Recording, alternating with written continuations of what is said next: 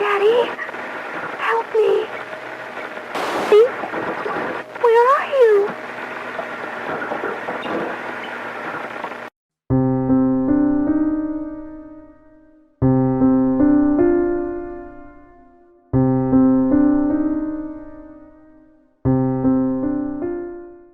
Hello, and welcome to episode 38 of Voices in the Static, a Silent Hill fan podcast. My name is Whitney, and I'm a longtime fan of Konami's survival horror series, and the owner of the fan site SilentHillHistoricalSociety.com.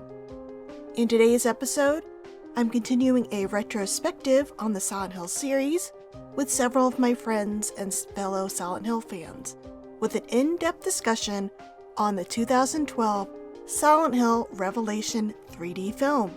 Say hello, everybody. Hi, everyone. Hello. Hi guys, Future Whitney here, editing the podcast. Unfortunately, two of my guests were unable to record their voices on their end due to technical difficulties and one using their cell phone for the call. So there will be some inconsistency with the audio quality since I had to use the audio from the Discord call whenever they spoke. Hopefully it's not too distracting. And why don't we go through and introduce yourselves in case anybody doesn't recognize your voices or know who you are.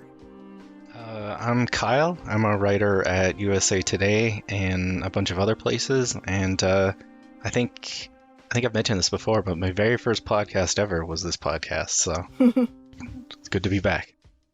Hi, I'm October. I'm a senior editor at RelyOnHorror.com, and I'm also a freelance illustrator.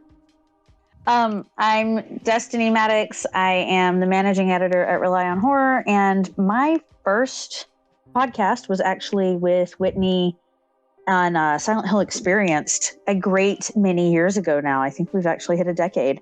So yeah, it's been a long time. Fun to kind of be coming back, especially discussing a movie based on my favorite Silent Hill game. Yeah, actually, I think my first podcast was also with you, Whitney. It would have been an early episode of Whispers in the Dark for Rely. I think we. So anyway, it's like Whitney's fault we're all here. Yeah, it's your fault. Yeah. We're in a lot of old podcasts together. All right, William, you have to say hi now. And I am William Lockwood. I'm the editor-in-chief at Rely on Horror, and I'm also creator of the YouTube channel Screaming Away Productions. Yay! All right. Well, before we jump into discussions, here is a summary of the film in case anyone listening needs a refresher. Spoilers, obviously. I mean, it's been out for a while, so what are you doing listening to this podcast without seeing the film? All right.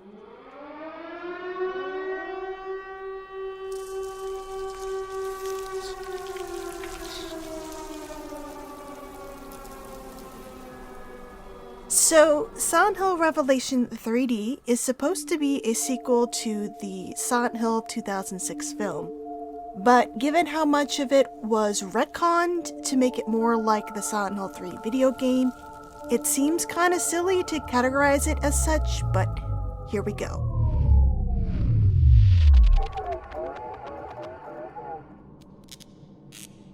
Sharon and her father Chris have been on the run from the police for a couple years now after Chris murdered a thief in self-defense back in Portland. You can't protect him forever!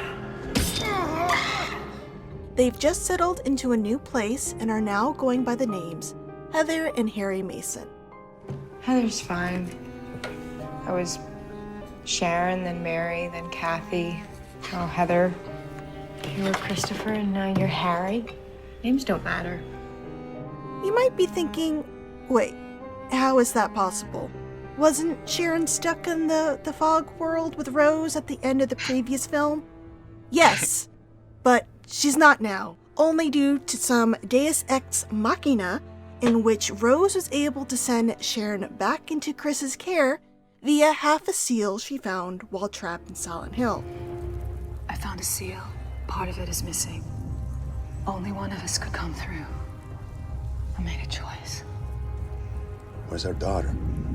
They'll come looking for her. They'll come looking because they need her. Never let them take her. No matter what happens, no matter what you have to do, swear to me. Swear to me you will never let them take her. That's right. The seal of Metatron is not just a piece of junk in the movies. No, it's And not.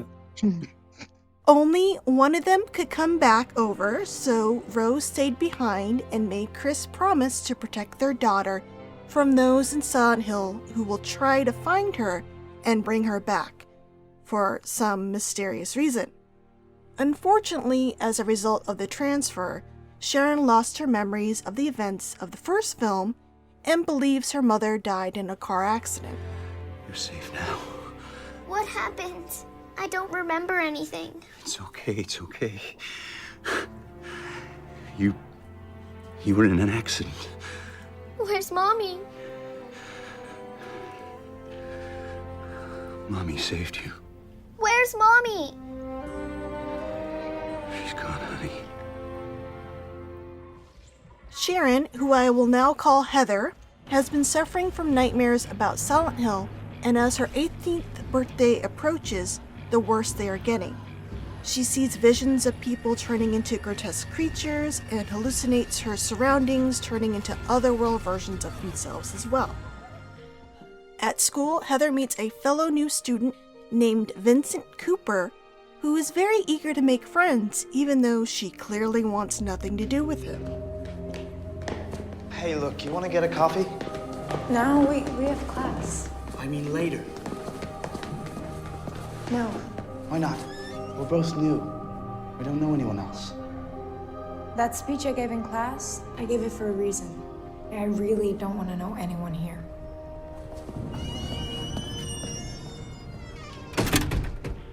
She's also being followed by a detective named Douglas Cartland, who's keen to learn about Heather's true identity.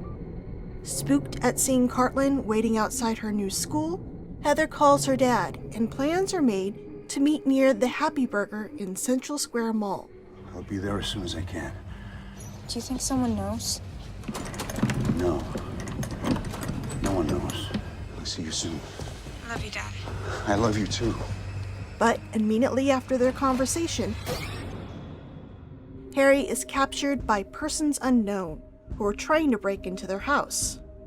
Heather experiences another horrifying otherworld transition while waiting for Harry at the mall, and ends up running into Douglas in the back corridors of the building. It's okay. No, it's not okay. Nothing is okay. Who are you?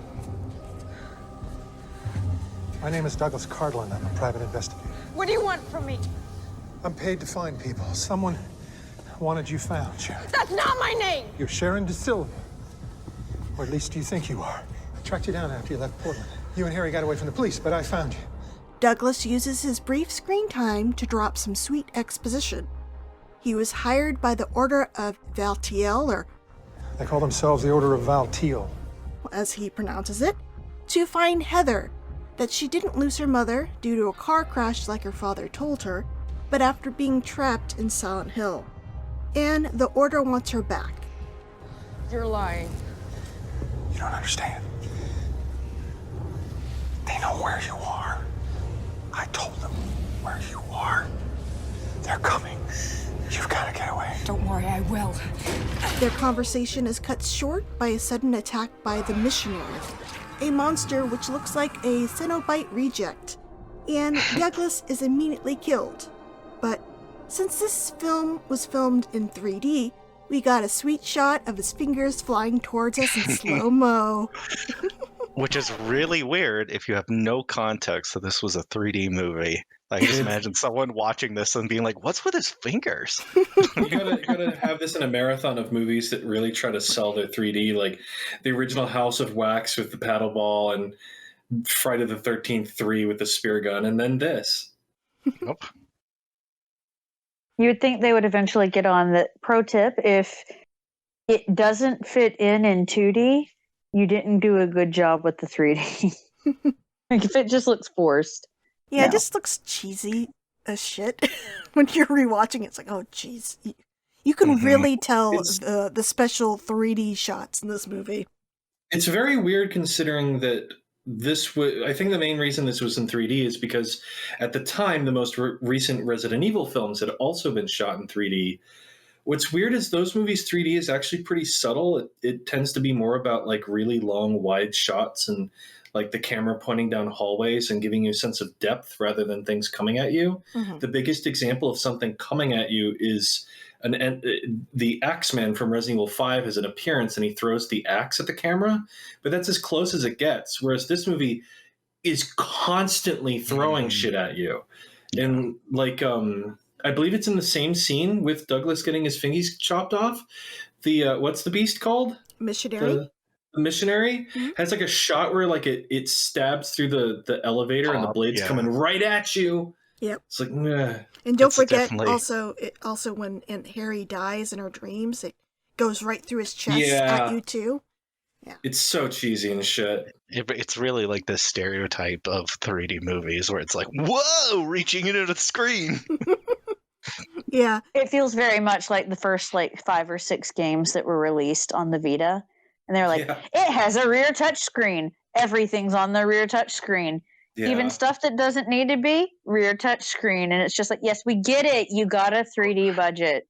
Or like Jill Valentine's butt on the 3DS. like, come on, they totally did that on purpose. Wait, I don't know this. What is this about her butt? Resident Evil Revelations was because remember there was the 3DS and it was like one of the very first was it one of the first 3DS games? It came out a year after launch, like almost immediately. But it was it was like, yeah, it was a 3DS game and her butt was just in the center popping the entire time. Yeah, it's and she's in like a wetsuit, so Yeah. there's a lot of kerfuffle over that back in the day. Okay. All right, so back to the movie. Heather returns to the normal world and runs into Vincent outside the mall. Hey. Yeah, they found a guy dead in there. Did you see? Just in time to see Douglas's body being wheeled out. Her photo with her name is found on his person, and a detective is alerted that they found Heather's bloody jacket, which she is seen wearing in the photo as well. Okay, we'll hand it over to forensics. Let's find out whose blood it is. Heather Mason, Sharon De Silva. This girl? Maybe this is her. Well, let's find her and ask her. See what we got on this Cartland? Pull the security tapes. I want to see what happened. Unfortunately, Heather is now a person of interest in Douglas's murder. But it's pretty lucky that these new discoveries happened right in front of a crowd she's standing in. Vincent escorts Heather home, who is seriously freaking out about all the weird hallucinations she's been experiencing, and they have a conversation about the difference between dreams and reality. Vincent opens up about his grandfather, who thought a lot about the subject. He'll tell you there are no such things as dreams, just endless realities all piled on top of each other. Some people see monsters, other people just see people. And ended up going crazy and is currently in a mental hospital back in his hometown. I've heard the nurses are great. Yeah, they are. They're to die for. Top-notch care. Mm-hmm. Arriving home, Heather finds her father gone, and in her living room is an ominous message scrawled in blood that says, "Come to Silent Hill," with a pretty detailed drawing of a halo of the sun. Dad! Dad! Heather, it's Vincent. I heard you yell. Is everything all right? Vincent also returns to offer his assistance. Well, do you know where the Silent Hill is? No, it's something that I've dreamt about. My dad, he warned me never to go there. But I know that symbol. Recognizing the symbol scrawled on the This is wall, Heather pulls out a wooden box Kept it containing all the in same here. symbol that belonged to her father. Inside are various papers scrawled with Silent Hill over and over that Heather wrote in her sleep, passports, a gun, a letter addressed to Sharon, and a journal filled with Harry's notes. Oh, and finally... We do assume that box is something that, like, Harry kept stuff for her in, but that she also knew about? Yeah, I think that's the assumption, that like she's seen that box before. But Right, because it almost sounds like when Harry first he puts the first note in it. It almost seems like it's a secret box, but then she finds it later. I'm guessing some people probably thought that was maybe a plot hole, like how'd she know about the box? But I guess when I saw it, I just assumed that she knew about it. Well, she did say, "Oh, I recognize that symbol." So she's seen this box before, but maybe she just never went through it. She knew it was like her father's personal Was stuff. that maybe also a reference to her like childhood that she recognized the symbol too? Maybe. I don't know. I always just assumed she recognized it from the box. Yeah, I always took it as like, and this is me filling in holes in my mind, but I always took it as like, this is a box he's had for like her whole life, basically. And she's like seen it, but her dad's like, don't touch this box. And like he hides it, but she did get a glance at it once. And then like, it's always bothered her. And now she remembers, and there's no dad to tell her not to touch the box anymore. So exactly. Oh, and also she finds the seal that brought her back to the real world all those years ago, like the special seal that got her home.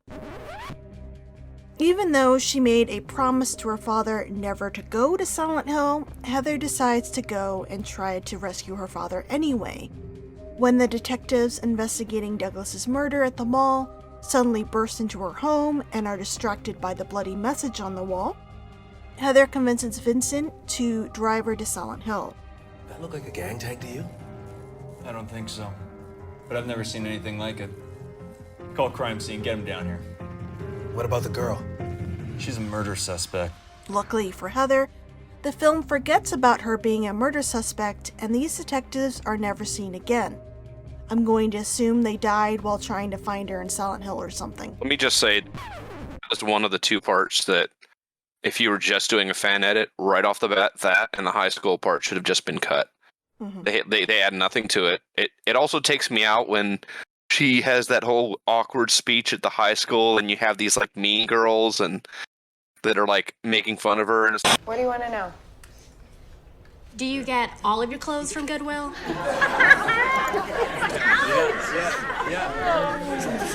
Okay, you know what? Let me make this easier for you. This is the 5th school I've been to since I was 11. Me and my dad would move around. So I do this a lot. So don't bother trying to remember my name, because I'm sure as hell not gonna remember yours. Don't talk to me. We won't be friends. I won't IM you or Facebook you or tweet you, read your blog. And whatever you're thinking of saying or doing, don't bother, because I've seen it before, and I'm just guessing here, but I don't think there are too many original thinkers in this room. And by the time any of you have found out anything about me that's worth knowing, I'll have moved on.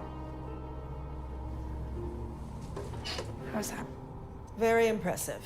Now, the next addition to our class, Vincent Cooper. Are you kidding me? I can't follow that. it's like, this. Why is this in a Silent Hill movie? It's so off.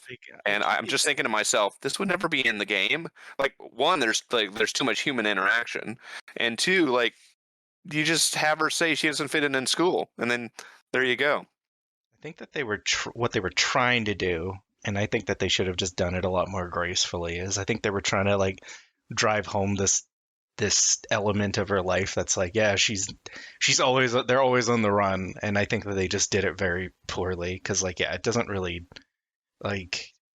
Also, like, it's like one of those things like I try not to get hung up on, but like did Vincent like enroll himself at school? Like how did that happen? Like, that's not easy to do. Yeah, right. The order has far-reaching authority. Has far-reaching authority, but also they heavily imply that none of them have left the town except for Vincent. Magic. And it's also, yeah, it's the force. It's Vincent, the will of the Vincent force. read the script, and that helped him out a lot. Yeah, like I don't know, maybe it was all to do with that sacrifice where he goes, and then and they reveal that big spirit Halloween prosthetic they put on his chest. Look, he's part of the Order of Valtiel, and as we all know, as people who have played the game, Valtiel doesn't actually ever attack anybody or do anything wrong. All Valtiel does is go behind the scenes, making things work, filling in the gaps, closing off the little valves and everything. So maybe Valtiel filed the paperwork. Right? Yeah. Valtiel was like, okay, the one thing they're doing right, get one kid out of here. He was just sitting there in the background of that one scene. He didn't even move. You know, actually, I'm thinking about it because the movie keeps showing things like Pyramid Head on the Ferris wheel or the merry-go-round. I'm just picturing Pyramid Head like filling out the paperwork with like a ballpoint pen.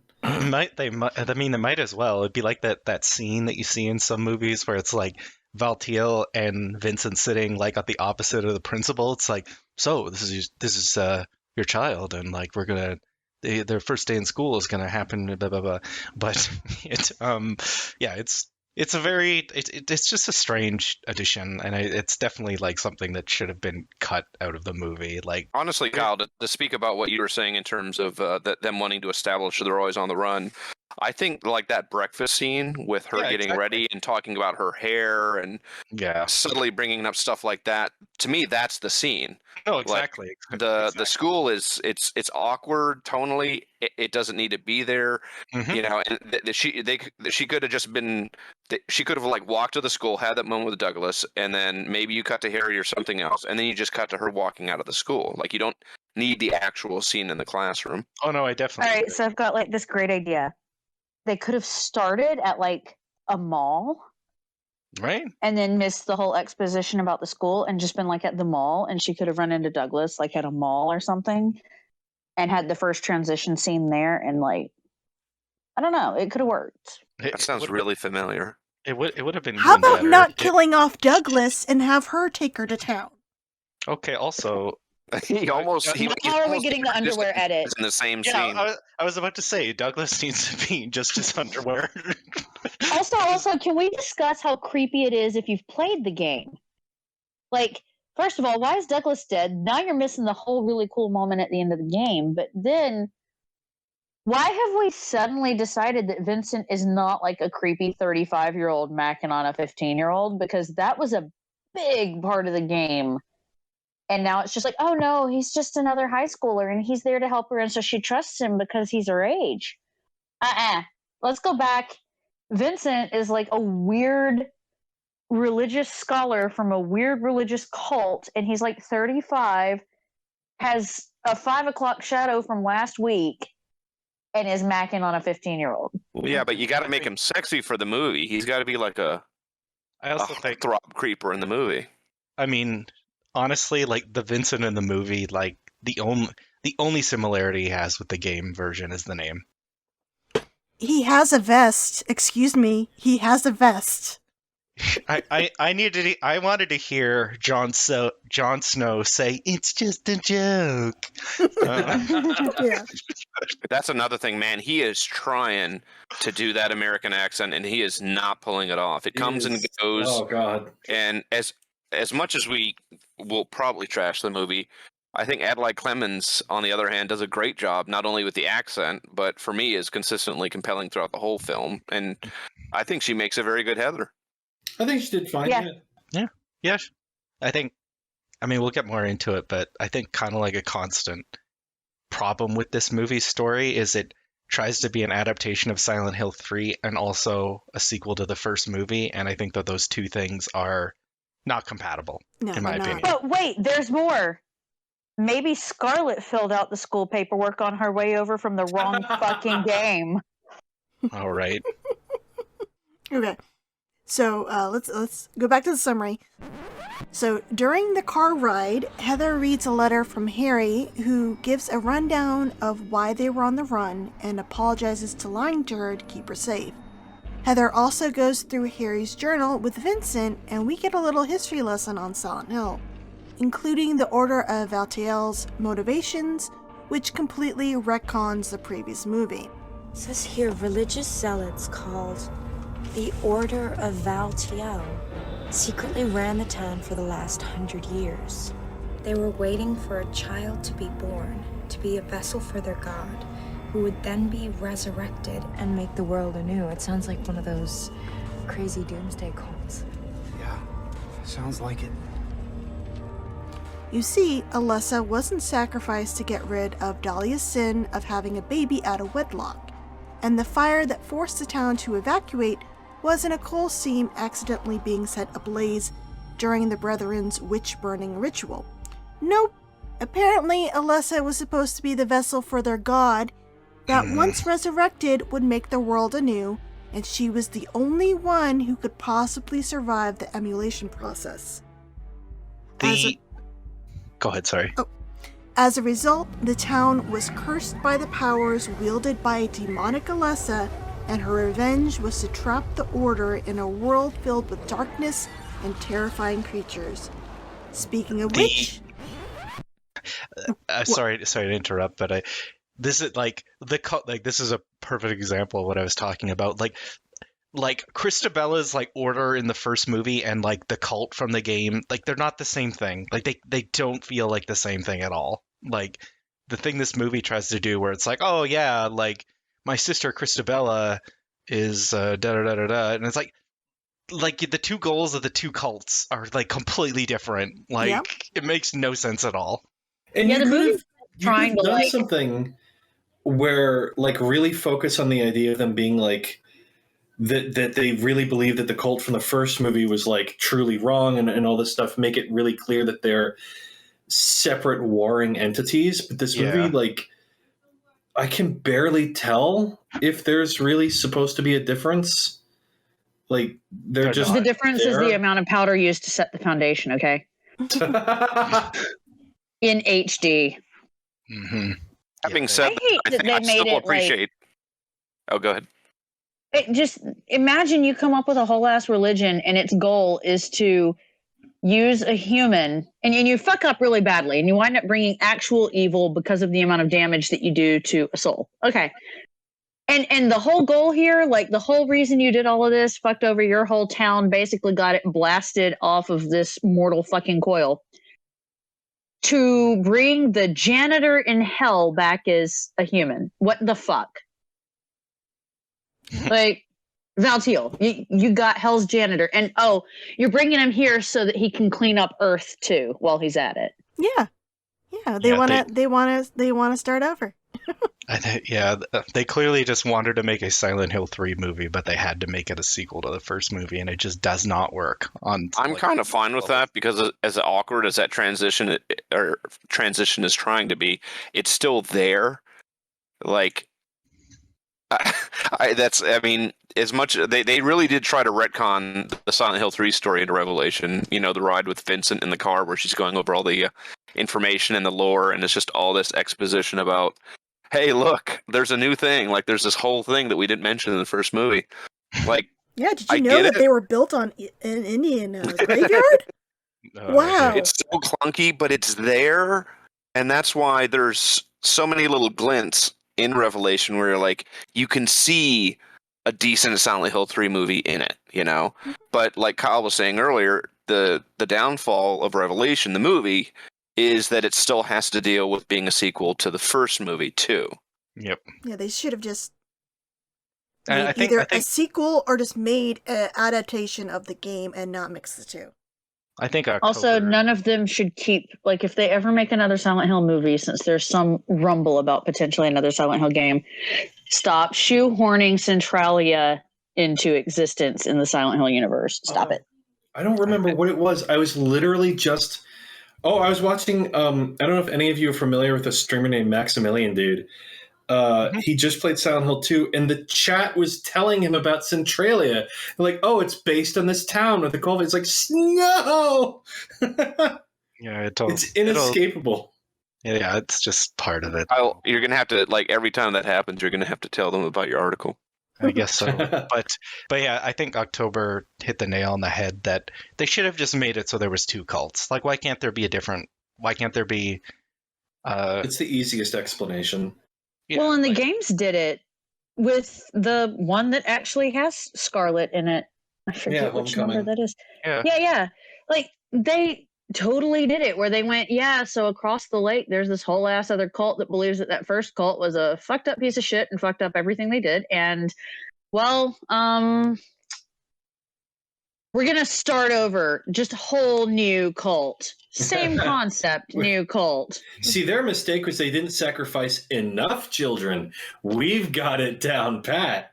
Right? It's like, they were on the right track and they just couldn't commit. Yeah. All right.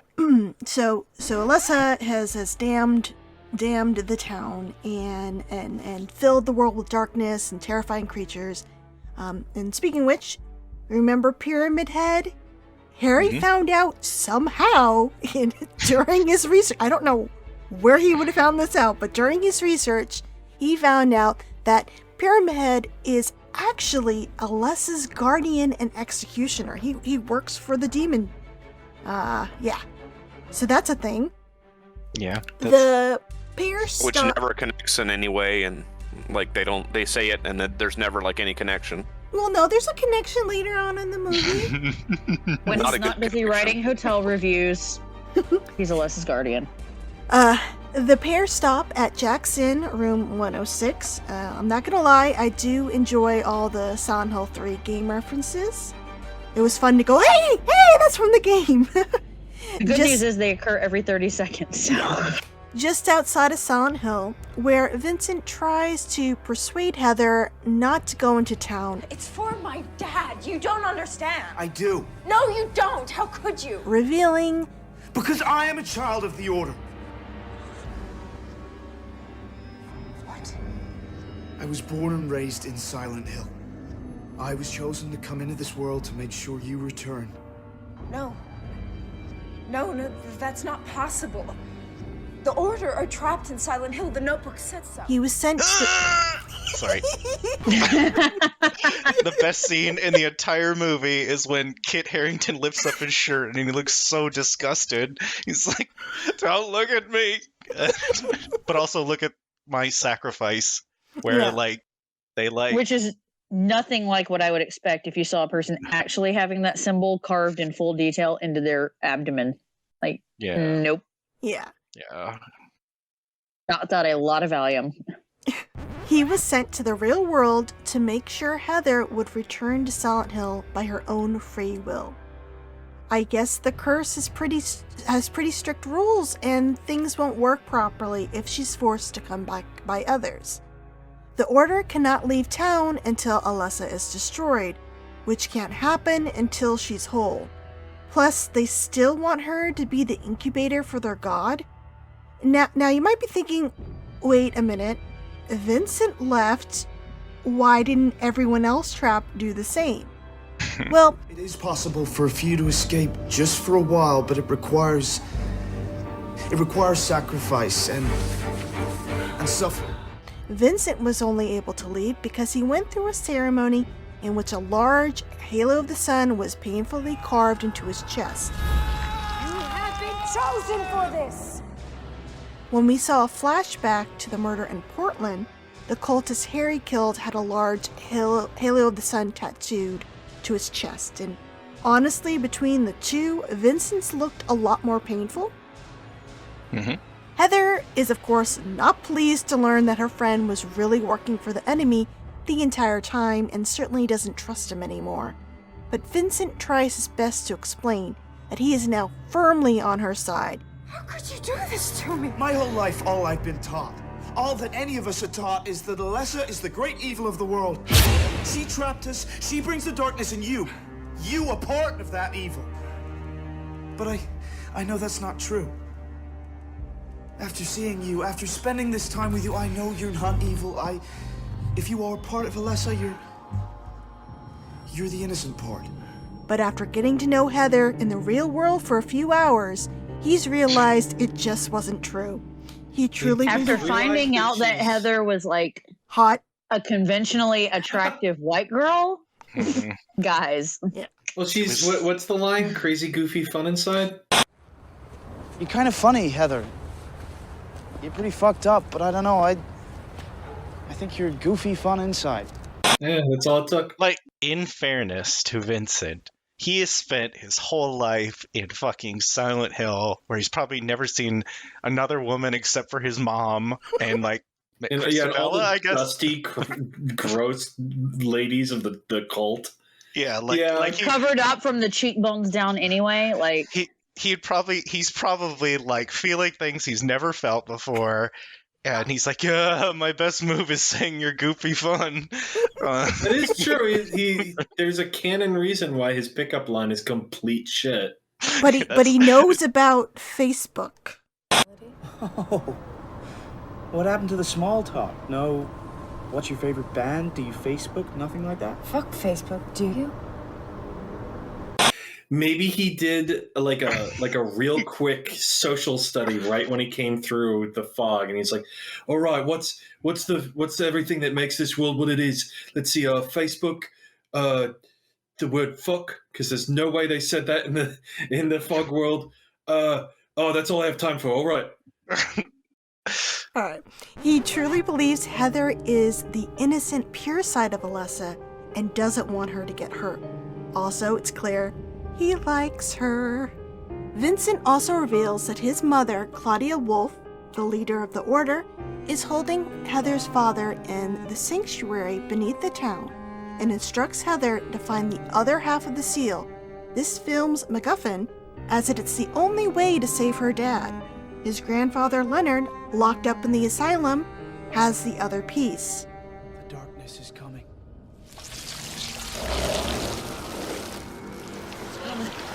The motel turns into the other world around them due to Heather's proximity to the town, and Vincent is taken by the missionary creature, while Heather is just knocked unconscious. She wakes up and walks into the foggy version of the town of Silent Hill, under the wary gaze of cult members peering out through windows. She even runs into Dahlia Gillespie, who looks less like a bag lady now. Fun little fact, MJ Bassett said in the commentary for the movie that she didn't understand why Gans went with that look in the original movie, and so she tried to make her a bit more like her game counterpart with like the veil and stuff. Dahlia informs Heather that she is Alessa's daughter and that Claudia intends to use Heather to complete the ritual and bring forth their god. Because now you've given the Order what they could never have. A way to destroy Alessa. And you. Where is my father? There is nothing you can do to save him without damning yourself. I don't care. Just tell me what you know.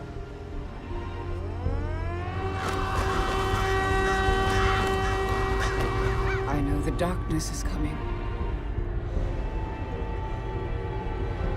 It's safer to be inside. Run!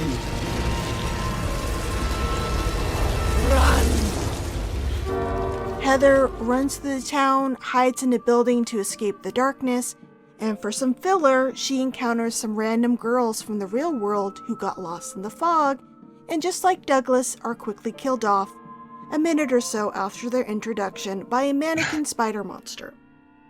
Heather makes it to Brookhaven and locates Leonard, who's now blind and chained in a cell. He provides some more exposition that he used to be the Order's leader before his daughter had him committed for being corrupted by the darkness. She says that I'm a monster. She's far worse than I am. She's also corrupted by the same darkness. That his grandson betrayed them and is being locked up in the very same asylum to be tortured and, I guess, fixed somehow. Listen, you may be able to hear the cries of his torment. He's here? Where else would you go to mend your mind? And the seal Heather has, which is called the Seal of Metatron, by the way, will reveal the true nature of things once it's whole again. Another, fun tidbit, MJ picked the Seal of Metatron because it had no real power in the game, and she could invent something for it to do in the movie. He then jams Heather's half of the seal into his body, where he's been hiding the other half. I need to find the other half. Oh. But you've already found it. The other half is in me. What are you doing? No! Ow. I don't know how he would have... I guess it doesn't matter. The seal becomes whole, and Leonard turns into a monster, which is pretty impressive. He breaks his chains, knocks Heather over, but he's disposed of while carrying Heather out of his cell when she jams her hands into the hole in its torso and pulls the seal out of his body. It's very fast. It's just wow, I thought there was going to be a boss battle. Pyramid Head. If you do it right in the game, I promise you that is also very fast. maybe I'm just really bad at fighting him. It is worth pointing out that surprisingly, the monster version of him is like a practical suit. Oh yeah, which is kind of wild for neat. This era of the only CG was movies. the mannequin spider thing. Yeah, it's cool seeing practical monsters in a movie like this that feels like it would have cheaped out on that. Yeah. Pyramid Head also makes a brief appearance to say hey and to free Heather from the grasp of other patients by cutting off their arms. And she then saves Vincent from certain death at the hands of some bubblehead nurses, and the pair head to Lakeside Music Park, where the Order Sanctuary is hidden below ground. Entering the park, the Brethren are hot on their heels. You may remember these guys from the first movie. According to Vincent, they are the most devout servants of the Order. You see the masks? They won't breathe the air of the darkness. They think it corrupts them. Which again retcons the original movie because we saw them walking around without the miner helmets. Okay, whatever. We also then have like the base laid out for what I believe Kyle was pointing out earlier, or maybe it was October. There could have just been two cults. Yeah. Like we now, like way late in the game, like we finally have. maybe they were just trying to take Heather away so they could fuck up Claudia's plans. You know, why did they have to be connected? I mean, they're both bad guys. Vincent gives Heather a kiss and then draws the Brethren away so Heather has the opportunity to reach the sanctuary and free her father. Heather is chased onto a carousel, which springs to life thanks to Pyramid Head working his second job as a carny. She's quickly surrounded by the Brethren and other cloaked Order members, who are then immediately killed by a ring of fire. And as the carousel descends into the ground, Heather finally confronts Alessa. Alessa. Daughter. Sister. Self. No.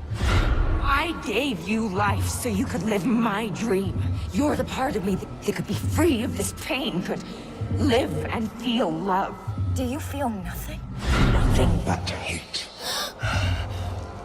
And the two hug out their differences, become one once more. We are one. Again. I know this is probably petty of me to bring it up, but Alessa's makeup, she looks like a juggalo.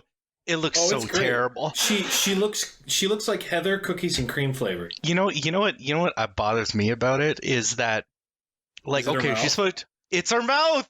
You can see. Yeah. You can see the lipstick. Pink. Yeah. Yeah, you can see the pink of her mouth. Like that's like one of those things that she's just wearing juggalo paint. Like it's not actually like a demon version of her. It's just it looks so bad. I'm assuming what they're going for is the kind of weird rotted moldy look she has in the game, The Memory of Alessa. She's burned. She's like burnt and fucked up and stuff, but here it's like Halloween, like just regular Halloween makeup, and her face is all... I think they're trying to make her look moldy, like old moldy paint or something. Maybe. But it's not working, and they put like a shitload of makeup on her nose, and it gives her this like panda kind of look. Yes, to her. I was gonna say that. It's so awkward and weird, and I don't understand. Like I was saying, it's great that they had a practical monster. This should have been CG, though. This should have been okay. So I want to point out a practical makeup effect that was meant to be a moldy old person who had been in a grave for a while. Billy from Hocus Pocus was practical makeup. Oh yeah, and did not have that problem. And that was a solid 15 years before. It almost makes me wonder if something happened. Maybe they ran out of money. Yeah, I mean the makeup's so bad that it's just like we're about to get to the best part of the makeup being bad too. One of my worst effects ever, but I'll let Whitney get to it. I like how it progressively gets worse throughout the movie. It starts out, and then as someone who's played the games, it's like you just watch them run out of money and give a fuck. Yeah, the movie feels like it was shot in sequence and they ran out of money slowly over the course of production. Yeah. The end of it feels like a high school production. Like, there's a bunch of kids who don't give a shit anymore. Yeah. Yeah, like you mentioned it earlier, but like when Vincent runs off set, I'm pretty sure that was just footage of Kit Harington finding out he got cast in Game of Thrones and he was running off the set. Sean Bean just escape. I'm out of here. Yeah. Fucking bye. In the sanctuary, Heather comes face to face with Claudia and more cult members holding Vincent and Harry hostage. What do you want from me? Look around you. This was our sanctuary. A last safe place from the darkness. And now even here has fallen to her evil. But we praise the God that you are here, finally. You have delivered us. I have done nothing for you. You have done everything. Defeated Alessa. Rejoined the seal. You are the savior. I'd like to point out that Harry is like handcuffed to a Valtiel statue, though MJ described it as a throne in the commentary. Is Valtiel their god? Is that who Heather is supposed to be the vessel for? I don't know, but it's hilarious because I was so looking forward to seeing Valtiel as an actual creature before the movie came out, and he's just an object. Anyway, Claudia demands the seal so they can use it to summon their god. Heather removes it from her pocket and tells Claudia, Take it. I want to see the truth of what you are. Once Claudia touches the seal, she morphs into the missionary monster to the shock of others. I'm not sure if this means she's the same missionary that killed Douglas and took Vincent earlier or what, but Claudia doesn't seem that surprised by the sudden transformation, so I'm gonna go with she was. My theory is she was just so happy to not have the terrible eyebrow effects on her face anymore that she just embraced it. I think that's my least favorite part of the movie is how terrible, like I know that shaving your eyebrows is probably like a scary prospect, but like, oh, it looks so bad. Especially for a movie that she probably didn't make that much doing. Oh, I mean, she was on set for like a day or two. I bet. But like, is Elmer's glue and some concealer that's not the right shade really a step up? But they like, just for the listener's sake, like they clearly don't like you can see her eyebrows through the makeup and it looks really bad. Mm-hmm. And super thick. I can't. Yeah, exactly. Like I can't like not look at it. It's like one of those things where it's like you're not supposed to look at it and you just keep looking because it's like, oh god, it looks so bad. Anyways, sorry. Yeah, it wasn't very good. Like her dress looked so nice, and I mean her wig was okay. It's just like can't you do a little bit better practical like effect on her face? I mean, you made these creatures. For those of you, can you make a new like forehead for her? Yeah, for those of you who are listening who have not actually seen the movie and you're just here as fans of like the podcast, when we say bad makeup by the end of the movie, we mean like everybody obviously had 30 minutes before call time and was told to do it their damn selves in the mirror. Yeah. No direction, no like reference, just slap some shit on. And Claudia, all you get is 16 separate colors of Max Factor pancake makeup. Go with God. Mm-hmm. So, missionary Claudia is about to kill Heather, but Pyramid Head comes to the rescue, and they have an epic sword fight while Heather, Harry, and Vincent look on in horror. Pyramid Head is the victor when he's able to decapitate the missionary Claudia with his great knife. Heather then frees her dad, and they all return to the town. While still foggy, ash stops falling from the sky, and it seems that with Claudia's death and Alessa and Heather rejoining, those trapped may now be able to leave. Harry decides to stay behind in the fog world to look for Rose. I promised her once you were safe, I'd come back. This is my task. You've done what you had to do. No. I want you to be free. Finally. You understand why I have to do this? While Vincent and Heather walk out of town, where they are shortly picked up by Silent Hill Origins protagonist Travis Grady in his big rig. You're lucky I came by. Haven't been this way in a long time. Travis Grady. So where are you two lovebirds heading? Just take us as far away from here as you can. Amen to that. Got it. While we see a prison bus with a police escort heading into town. It really seems like Revelation was trying to set up a couple sequels there. Silent Hill 2 with Chris and Rose, and Downpour. And that's it. Did I miss anything, guys? No, that's the gist of it. That's the ending of this always weirds me out, just because here's a very in-your-face Origins reference, and then here's a reference to Downpour. Like it just seems like it's one after the other. I imagine someone who is not a hardcore Silent Hill fan. Oh yeah, it must come out of fucking nowhere. What are they supposed to think of this fucking prison bus thing? They're probably okay. Have any of you sat down and made someone who's not a Silent Hill fan watch this movie? Because I have to know. Yes. We all know why the things happen in the order that they happen in the movie, but I feel like it all got slammed together so freaking fast that somebody who's not a fan is going to be missing so much information.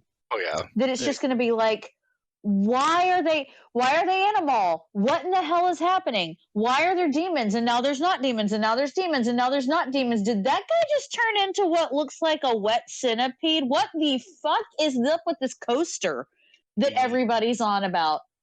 It feels like something I get the impression that MJ wanted to make a more direct video game adaptation than the first one.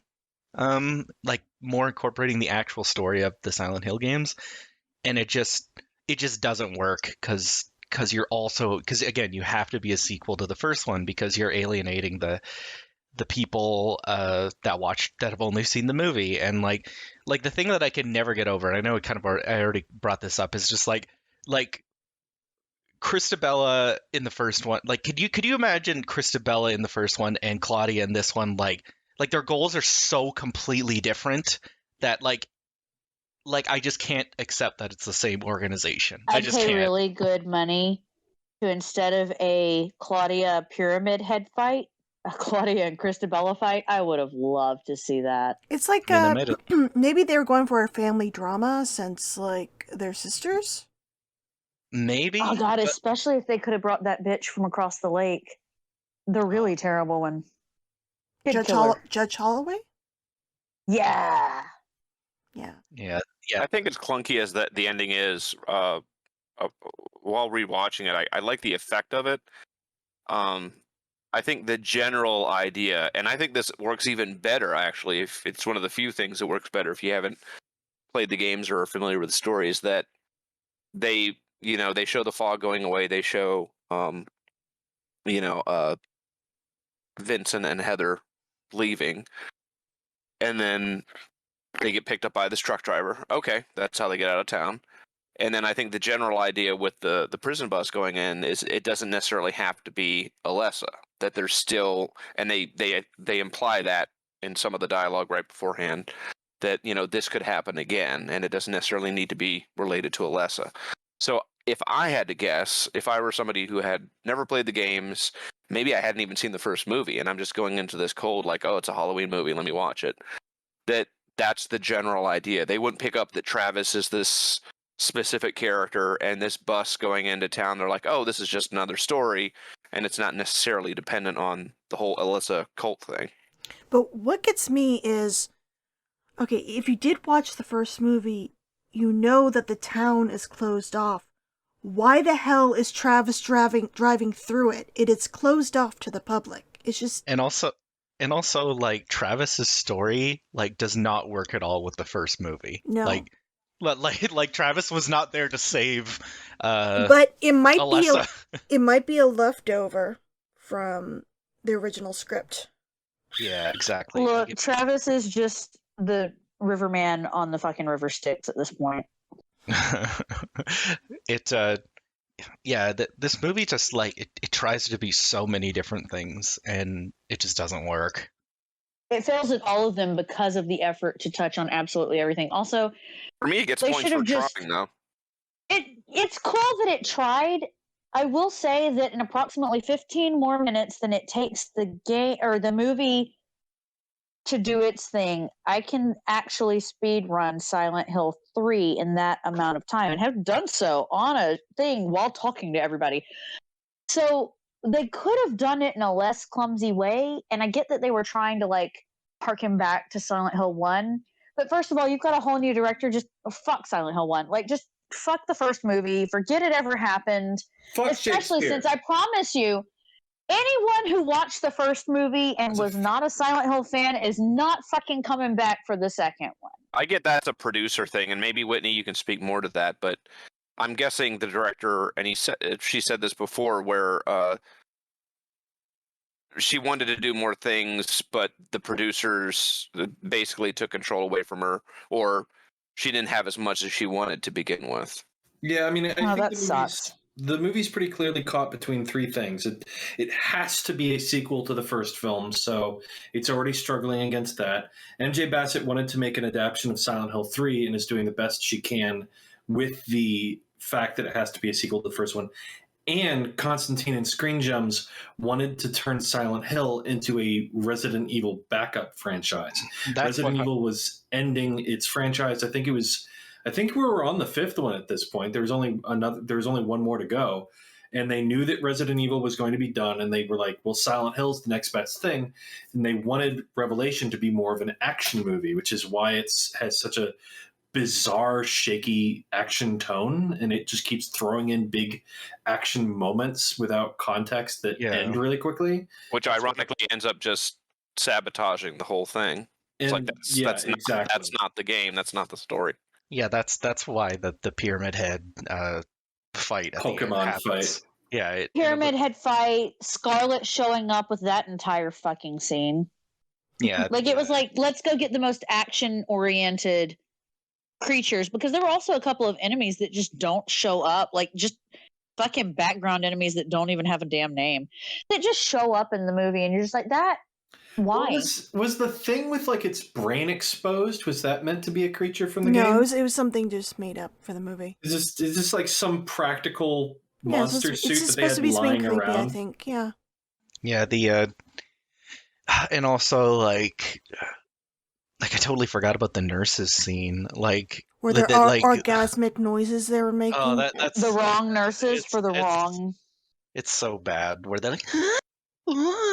I hate the butchers at the mall. It's like, what is this? Is this Evil Within? Like the Universal Studios Halloween Horror Nights. Yeah, exactly. Like it felt like a haunted house ride, and they're like, "Well, we're cutting meat off of people." That has nothing to do with Silent Hill. About that scene. Apparently, when they were filming it, they were worried it was too graphic, so they had to film an alternate scene where the guy just like gave Heather a creepy smile or something instead of actually cutting into the skin. Yeah, it was shown in a deleted scene, and then MJ discussed it when it came up during the commentary, and I was like, really? It was so cheesy.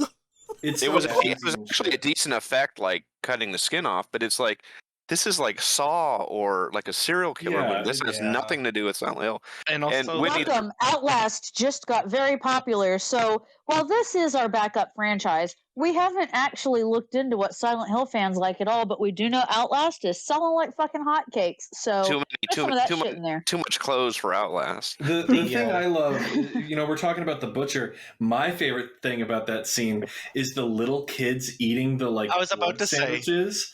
And there's this shot of a little girl who I guess they told eat it like you're a monster, and so she bit into it, and she's like, yeah. But she's also made up like a demon bunny rabbit, which like an evil demon bunny rabbit. It looks terrible. So bad. It's honestly, that scene makes me laugh so hard every time. It's and I know, so funny. And it always reminds me of our friend CJ, because I know he passionately hates it. That's memory of CJ's favorite scene. Yeah, and every time I see it, I just remember him I remember talking with him numerous times, and he despises how bad it is, and I'm like, this is great. I love this. This is my favorite part of the movie. It's just how absurd this is. It's just like that's as far from it feels like Devil's Rejects to me. Here's a bunch or something. Okay, like that, I would love a reboot where Rob Zombie got to do the whole thing. Either that or hand it to the art director who did all of the Tim Burton movies and Coraline. Either give me some stop motion claymation or just fucking give it to Rob Zombie already. Or One do of the an two. animated version of the movies where you don't have to compromise on the visual style. Honestly, it was you can tell that this movie, and I don't know if it's just a budget thing. This movie looks noticeably cheaper than the first one. Oh, it looks across the board. awful. Yeah, and there's a reason for that. Noticeably cheaper than the beginning. Yeah, if the first one was $50 million, this might be 15. I think the Pop-Tart got paid more than the fucking makeup artist. What were you saying, Whitney? Do you have that? Yeah, I said there's a reason for that. With how much budget it actually had and stuff. So I guess I should go in about the actual development, since we're talking about how it looks and stuff. And just real quick, since we commented on it, the budget of the first film was $50 million. The budget of this was $20. Yeah. Oh wow. Less than half? Yep, less than half. And they wanted more exposition. Wonderful. Talks for the sequel to the Silent Hill film started in December 2006, but it was announced in early 2007 that Christoph Gans wouldn't be able to direct since he was going to be busy with the Onimusha film. But, as we talked about in the last podcast, he was actually gradually stepping back due to the film's producer, Samuel Hadida, wanting to Resident Evilize the franchise and make it more accessible to a wider audience. Yeah, that wasn't a smart move. So, in 2009, Sony Pictures officially announced that Roger Avery and the producer Samuel Hadida were returning and that filming would begin in 2010. Unfortunately, shortly after the announcement, Avery was sentenced to a 1 year in prison for a vehicle manslaughter, so development of the sequel stalled. Oh, I did not know that. Wow. Yeah, he was in prison.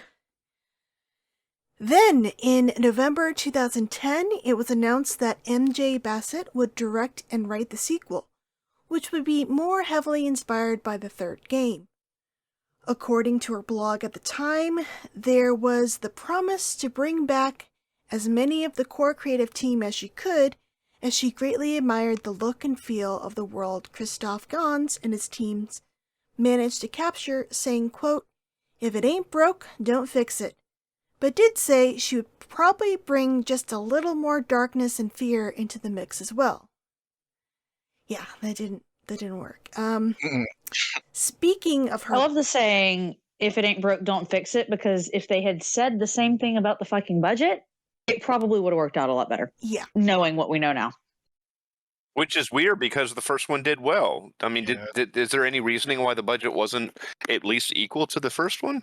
I not that I could find. I mean, just to be kind of terse, the worst movie studio in Hollywood is Sony Pictures. So that's why, because they're the worst movie studio. They put out almost every single year, the worst movie of the year is always a Sony Pictures movie.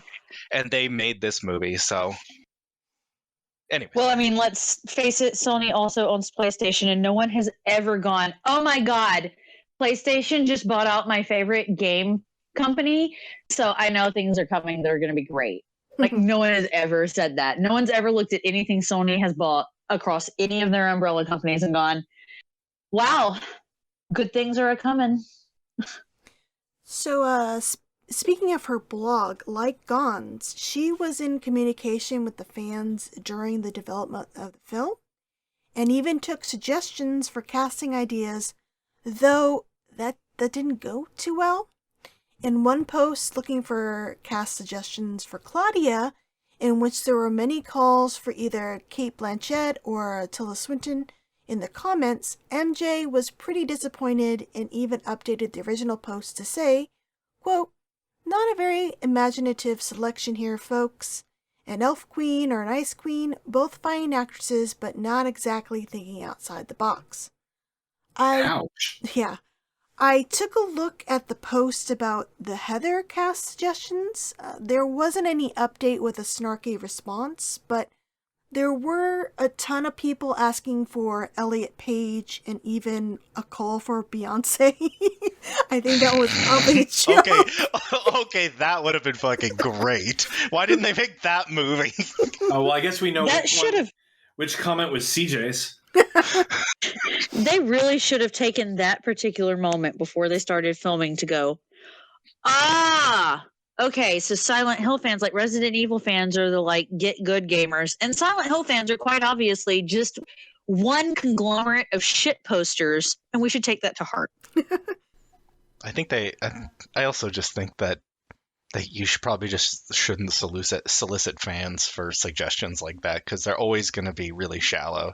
It's like all of this things that blew up about like who they cast as Faye Valentine in the Cowboy Bebop live action thing, and they just link some picture of some cosplayer, and it's all like those kind of cast things are always extremely shallow in my opinion. I mean, I think that the best example of that is the new Resident Evil, where the directors made it really clear the reason he cast, I think it's pronounced Avon Jogia, as Leon, was he thought he was the best person to play the character. He wanted an actor that would embody the character's personality and not come off like a cosplayer that didn't have any of the same emotional depth.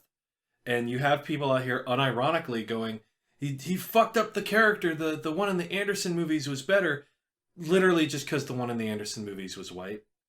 It's like, It's always, you can't, when it comes to taking like a video game thing and moving it into live action, like you need to think outside of just like how they look, because it's not that simple.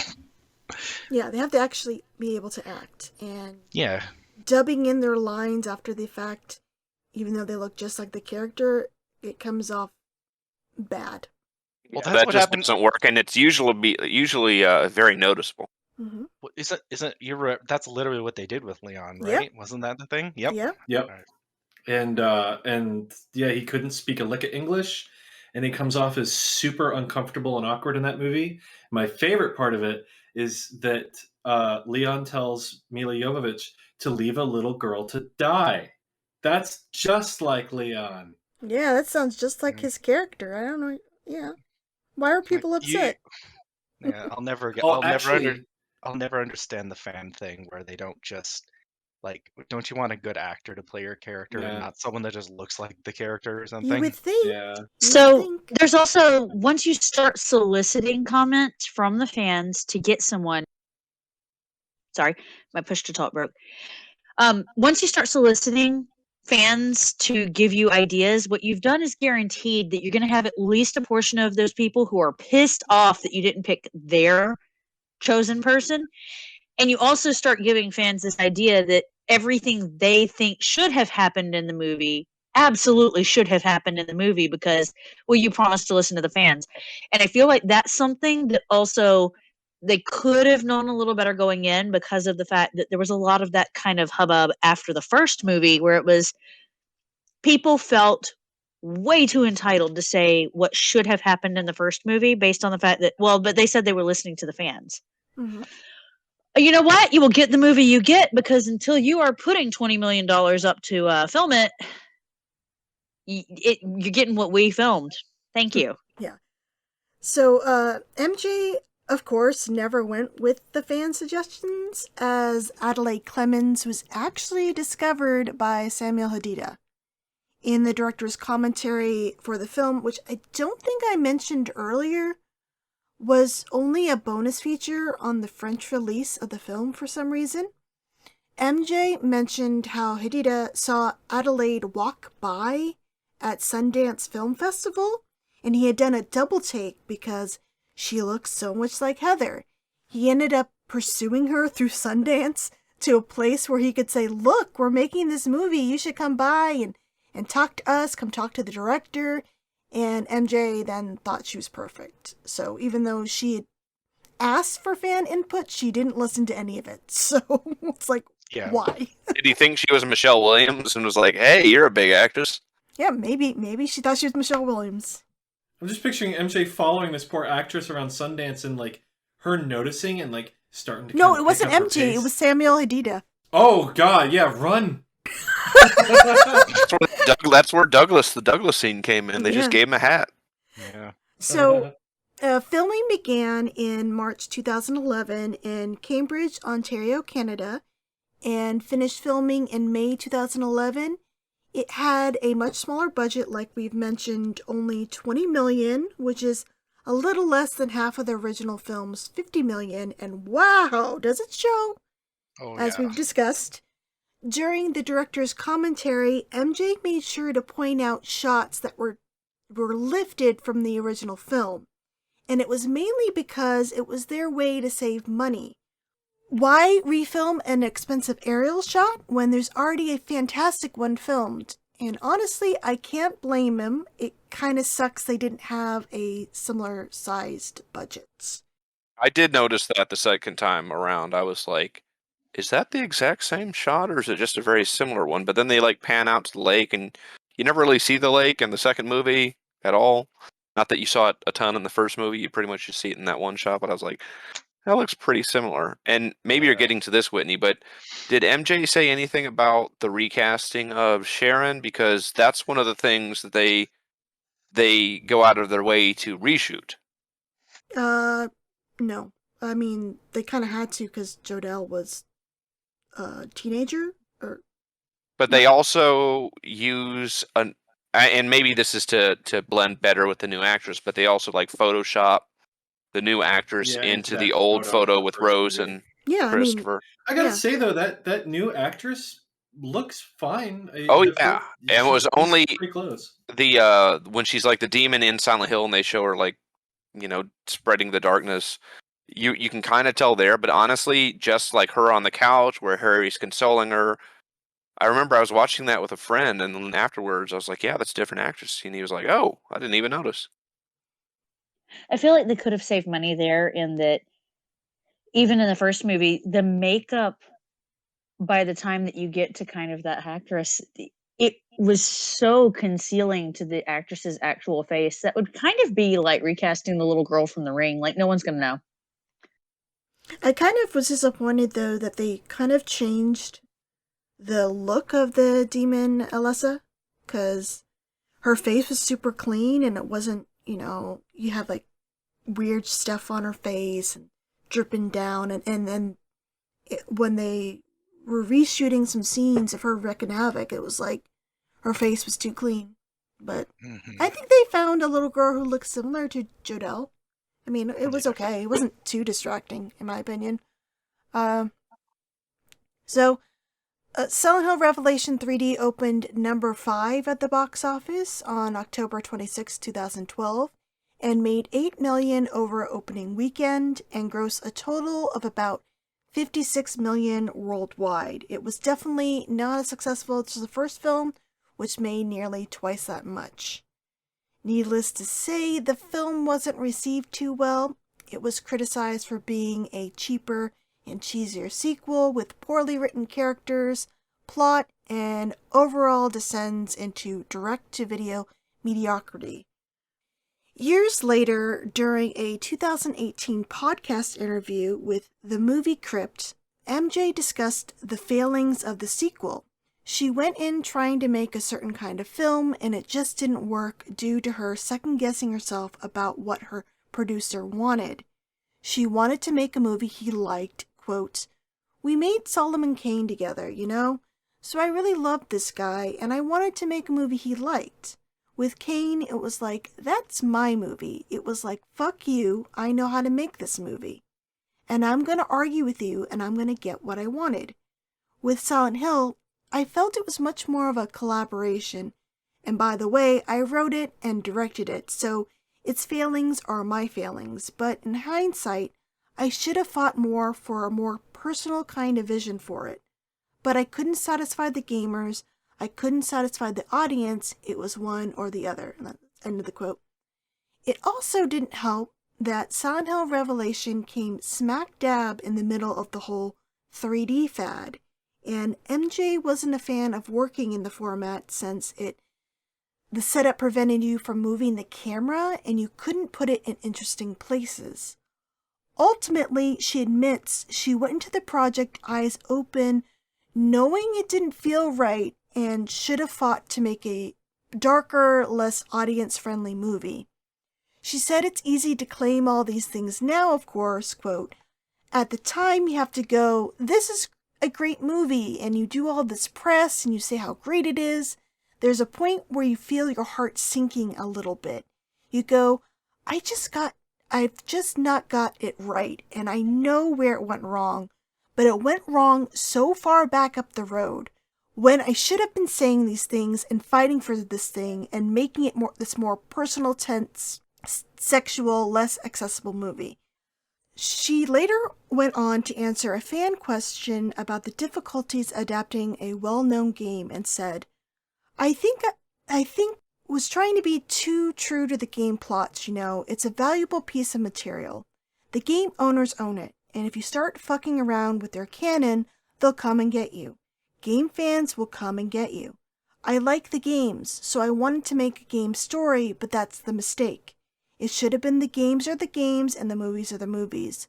So with Silent Hill, I had to make a sequel to the movie, so I had to take all of Christoph's story that he baked into it, but he deviated from the game. So I try and get it back to the game and then make it accessible for a mainstream audience. It was just a nightmare dance and I couldn't do it, so I'm very sorry to everyone who didn't like the movie. And honestly, I feel for her. It's clear from her blog posts she was a big fan of the original movie and the games, and she unfortunately succumbed to the pressures from her producer for wanting to mold the franchise into another Resident Evil. Gons was able to see how it wouldn't work, but MJ unfortunately didn't figure it out until too late into the production. And speaking of which, there is an earlier draft of the script online from back in 2010. I did read through it, and I have to say, while I think it still would have been disappointing to fans having to mush both the movie and the game plots together, it seemed to flow better, and I think honestly worked better overall. The general plot is consistent. Heather goes to Silent Hill to save her dad and learns about her past and confronts the Order, but in the original script, there's more scenes that help explain stuff, more time spent leading up to going to town, and there's even more flashbacks to the Order and their mission, which still retcons the shit out of the original movie. In fact, there's a flashback which would have seen Alessa being burned alive in her home, just like the game. So I thought I could go over some of the more notable differences that I saw. Was there a resolution to the cops that disappear? Nope. I thought there would be, but there isn't. But they pop up a little bit differently. Okay, so Douglas still dies pretty fast thanks to the missionary, but in this version, the missionary is just a henchman, just like the game. He stalks Heather throughout the real world and is not the true form of Claudia Wolf. While Douglas is skewered by the missionary in the other world, when he's found in the real world by cops, it appears as though he was killed from getting his head smashed in with a pipe. You know the mannequin sequence with the randos? Well, in this original version of the script, it occurs right after Douglas is killed by the missionary in the mall. The girl on the table is actually the girl who makes fun of Heather earlier in school, and some of her friends are like caged off to the side. She's still turned into a mannequin and her head is snapped off, and Heather's chased and gets away through an air vent, which then leads to the subway station under the mall. It's another great reference to the game. And while the scene is still weird, it makes more sense in the context of the movie, with the victim being the girl from the school and not just random people getting lost in the fog. Oh, and in the subway, we actually get the first glimpse of Pyramid Head, so he also appears a bit more throughout the movie too, so you can see more of that whole him being a guardian to Alessa and extension Heather. Speaking about being more like the game, Harry is actually murdered at the house. Heather finds him in the living room that's been drenched in his blood. Occult symbols are written on the walls, and he dies in Heather's arms, using his last breath to warn her that the Order is coming for her and pleads for her not to go to Silent Hill. This is when the cops get involved, thanks to Heather calling 911. They follow Harry's body to the morgue, and shortly after arriving, they attempt to bring the distraught Heather in for questioning regarding Harry's death and Douglas Cartland's, since her photo was found on his person, though she's more concerned with seeing her father's body. When they try to put cuffs on her in the morgue, the place turns into an otherworld. The missionary appears, brutally kills a security guard, and other creatures attack the cops, one of which ends up dying, but the other one makes it out alive and plans to pursue Heather again. This subplot is still strangely just dropped once Heather gets to Silent Hill. But what's notable is that during this otherworld shift, in the morgue, Heather sees her father all bloody but alive and running from people in heavy rubber suits and gas masks. So even though he's dead in the real world, he's living in the other world for some reason. These people cut off the father-daughter reunion and drag Harry off into the shadows. He screams at her to run and not to go to Silent Hill because that's what they want. The missionary then pops up again and chases Heather out of the building. And we also see slurpers from the games in the morgue too, so there's more callbacks to creatures actually seen in the game, which is kind of neat. I checked, and Heather and Vincent still have their fuck Facebook and goofy fun inside lines, and Vincent is still a love interest and is the one to drive her to Silent Hill since Heather can't drive, but it's actually implied somewhat that the two have sex at Jack's Inn, with them passionately kissing with increasing fervor. And then the scene shifts to a little bit later and Heather's sleeping in disheveled sheets. So there's a sex scene. There's an actual fight with Leonard after he transforms. It seemed really creepy being in this large, dark room. And Heather was only able to get the seal out of his body because of the holes she shot into him. So he seemed more threatening and wasn't so easily vanquished. There was some more time spent with him, I should say. The encounter with Alessa happens similarly, though there's more dialogue between the two, and from the description of Alessa, it's clear she's more like her game counterpart, being severely burned with blackened skin and lips.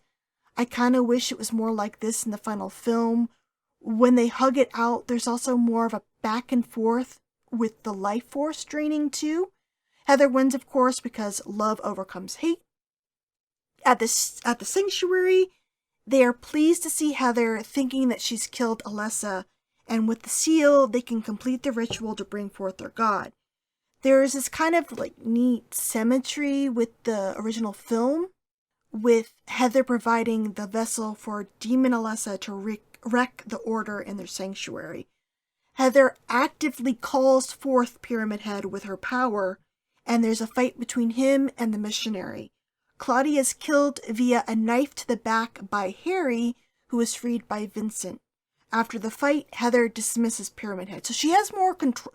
Things aren't just happening out of her control. After she and Alessa become one, it's like she knows that she has some power over this place and uses it to get revenge on these people. I think after the fight, Pyramid Head comes and kneels before her, he is her servant. There's this more clear through line that Pyramid Head works for her. I mean, I know that's not the Pyramid Head we know, but it makes a little bit more sense, that line of him being her guardian and working for Alessa. Harry decides to stay in Silent Hill because he's still technically dead in the real world, and it will just be a little bit weird, because, I mean, the cops came to their house, and, you know. He also wants to try and find Rose. Vincent and Heather still get a ride from Travis, and the prison bus still rolls into town. Oh! Also, they see Dahlia's dead body on the streets. With Alessa merged with Heather, she's finally able to die, so even though she's dead, it's a good thing because her punishment was to live in the other world. So, there's differences, but reading through it, it seemed paced a bit better. Less exposition dumps, since the time was used to sprinkle more information throughout. Like, characters weren't all just in one scene and done. I can see how it was a bit more darker and more violent too in this earlier script. So I feel what the real issue with this movie was there's too much input from, like, Samuel Hadida wanting to make it Resident Evil. And well, they were trying to please too many masters. They couldn't.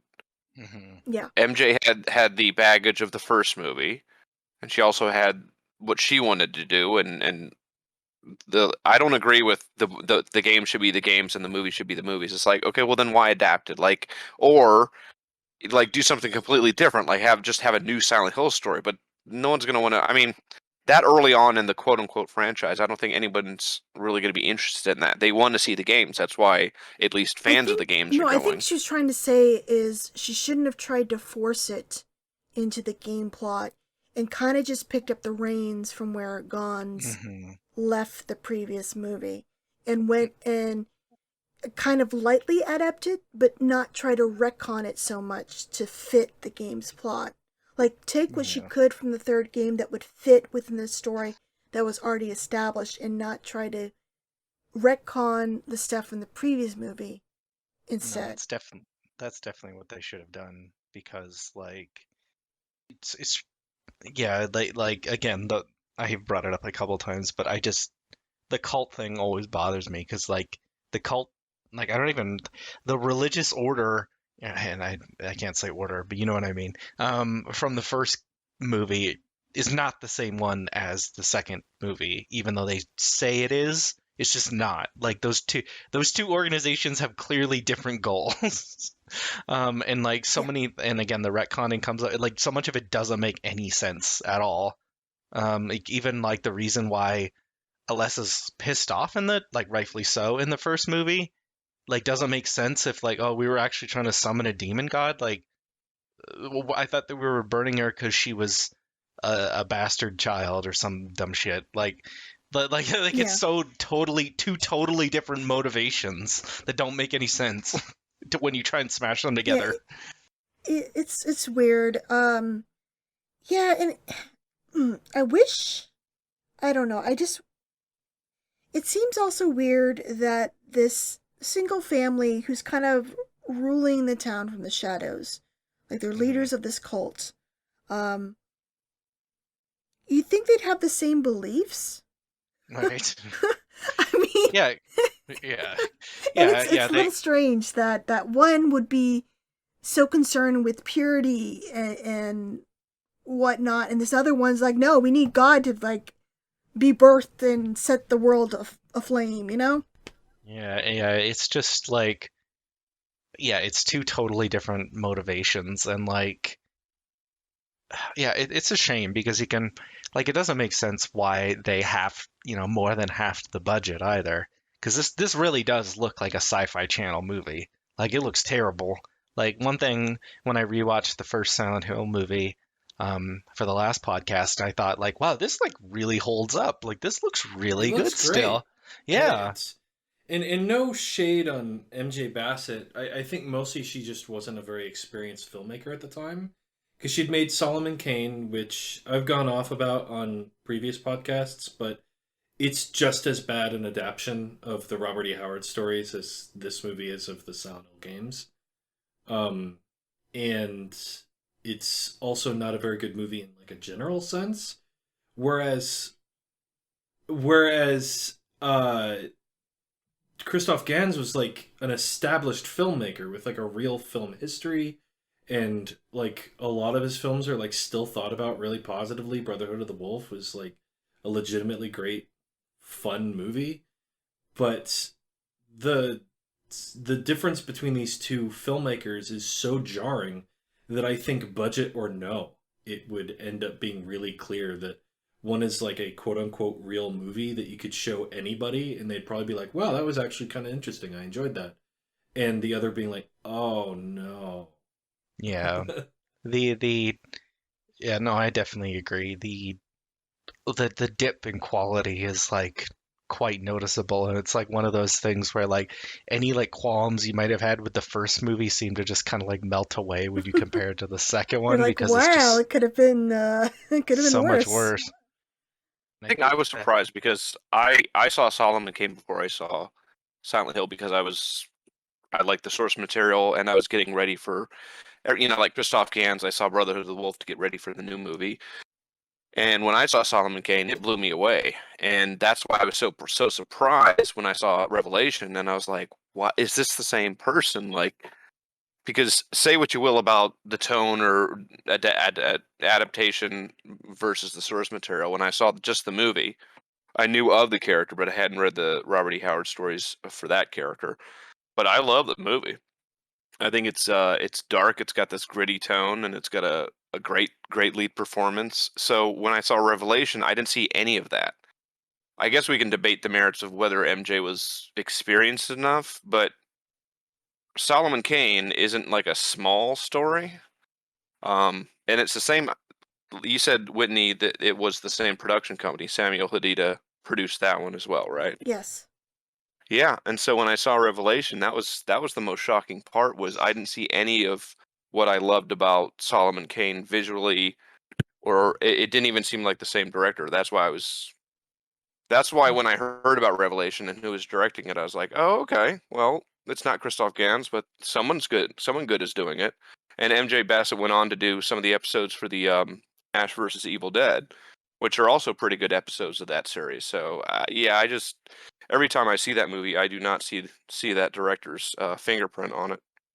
I think that Well, it's probably also. Sorry, go ahead. I don't know. I was just gonna say, like, another thing is just like one thing that kind of stuck out to me when Whitney was explaining like MJ's like thoughts on the matter is even just the clearly how much the 3D filmmaking like probably affected production, because like there's some really like amazing cinematography in the first one, which is why I've maintained, despite my issues with it, it clearly a lot of care went into it, but like the second one just has like no like interesting perspectives. Like it's all really flat, and there's lots of like shot reverse shot, and like it looks like it like again it looks like a sci-fi channel original movie. Like it doesn't look like a movie that should have been in theaters. Like truly. Yeah, it's got some serious Sharknado going on. Yeah, but that's probably what I would guess also contributed a whole bunch to why it looks so off, is because the director did not want to use the Also, camera, and they like didn't know how to use the cameras. So when yeah. when I was watching the film with the commentary, like for a little bit, she was talking about how they had to go ask the company who made the cameras, like, hey, how do we use these? They were kind of figuring it out like on the fly, and it's just unfortunate that they kind of forced this onto Silent Hill.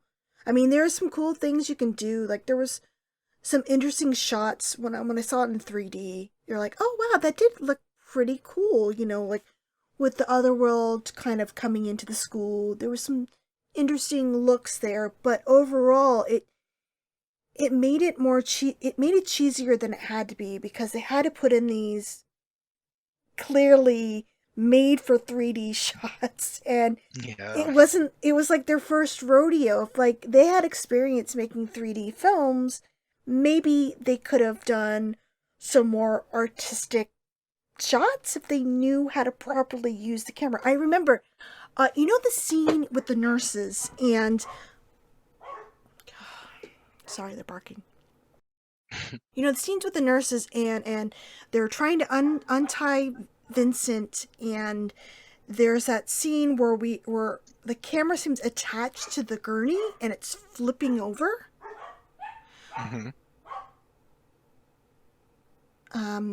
Sorry. They...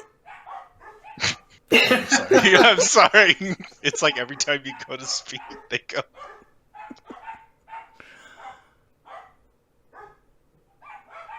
Hold on.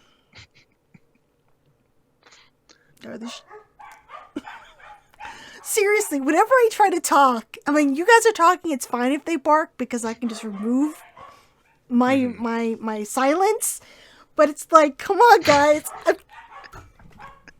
Stupid dogs. I swear to God. Funny, I'm sorry. Let me just get this sentence out, guys, please. And I'm done. Okay. So the shot with the gurney, and it's looking like you're falling over, they actually attached the camera, and they were actually a little bit afraid that it might break. Okay, hold on. I'll be right back. Poor Whitney. You know, something I just realized is you have a movie shot for 3D and everything set in a town where the background's just a giant white wall because of the fog. Yeah, and it looks really bad at the very end. It looks so bad. You know, I always kind of missed an opportunity having like a 3D movie set in Silent Hill where, and I think Avatar was the big one that did this, as opposed to stuff popping out.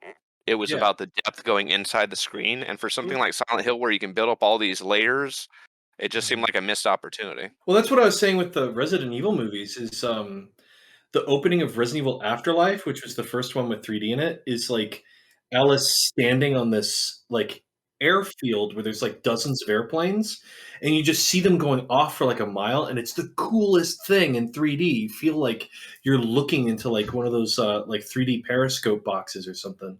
It's just super cool looking, and I wish this movie had more of that. Well, if they could have focused on, like, if the ash falling from the sky would have been the 3D element instead of 872 instances of this guy's fingertips, that one knife. Hey guys, here's something rolling in from the, like, come on. You know, it's actually interesting, not to keep going, but we're talking about hallways. That was my favorite thing about playing Downpour in 3D is nobody talks about it anymore, but Silent Hill Downpour had a 3D mode, and that whole game is nothing but hallways, and it looked so cool. It just like it felt way more like being in the world than shit popping out at you. It was, and I think that's the biggest difference between like 3D in games like the 3DS or something like that. You have a longer time with that image to register to the 3D, as opposed to like a 2-second shot in a movie and then you're on to the next scene, which is kind of, I guess they shot the whole Revelation movie in 3D, whereas I know certain movies they only have like certain parts that are 3D. But yeah, it wasn't worth it to do 3D. I will say, the first movie, if you can imagine, like if you can think about it in your head, the first movie as a 3D movie, if you could make a lot of the minor stuff, like the ash falling from the sky, like the fog rolling in on the edges, and then just a couple of key points like the pyramid head and the elevator thing, because we just cannot let go of elevators in this fucking series. Those things, it's almost like the first movie would have been a better 3D movie than this one, which was shot in 3D. But I really want to hear about the rest of this gurney and the fucking camera strapped to it. Okay, so during the commentary, they mentioned in that scene, they attached the camera and they weren't sure it was going to break. So that was like kind of like a fun, weird angle thing they were finally able to do with the 3D camera. And they didn't know if they were going to actually break the equipment. That's how like little experience they had with it. They didn't even know it would survive the fall, this expensive equipment. But they were really keen on doing some fun angle shot, and so they did that. And the gurney took over. Oh, are you talking about? Yeah, I know what the shot you're talking about. And it's like nothing else in the movie. And it's like, wow, that was actually kind of cool and creative. And then the rest of the movie's just back to flat shot, reverse shot. Which is really sad because I feel like there's a couple of things that happened here. One was, there's two things we know about this now from Whitney's digging, and that's one, this was the third choice. This was like the backup of the backup for directors for this movie. This wasn't the first choice. It wasn't the second choice. This was, fuck it, who's out there and available? Here's our shoot dates. We've got, someone, please come direct this movie. And I feel really bad for the director because it's got to suck going into a movie knowing that, first of all. And then that could explain a lot of I felt like I really owed it to the producer to give them exactly what they wanted. I bet you did, because you knew you weren't their first or second line choice for this movie at all. Even if you're the third choice, even if you have some power, MJ didn't have any power really at that point. So yeah, you're maybe the third choice or something, and you don't have much creative control over it. You can't say no to the producer if they want to say, well, we're doing this in 3D. You got to do it.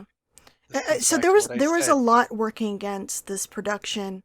The small budget, having to do it in 3D, and having to Resident Evilize it. I'm sure Sony Pictures. Yeah. What did I say? I'm sure that MJ Bassett, if she stuck to her guns, if she channeled more Christoph Gans with her "fuck you, I want to do the movie I want to make, and no one's going to convince me otherwise," it might have been a decent film. If she was able to just stick with what she wanted to do. And it's just a shame because no one really liked this movie in the end, and it looked badly. It looked bad on her. It looked bad on just the Silent Hill movie franchise. I mean, it died with that movie.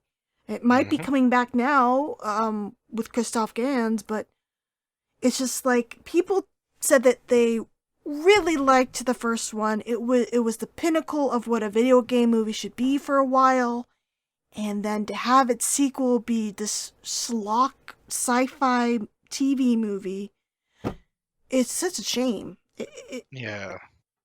Again though, why if the first one, usually if a risky movie makes its is very profitable, usually a good studio would give the next movie more of a budget, not significantly less. Again, this movie looks horrible. It looks so terrible. I remember there's I don't know why, but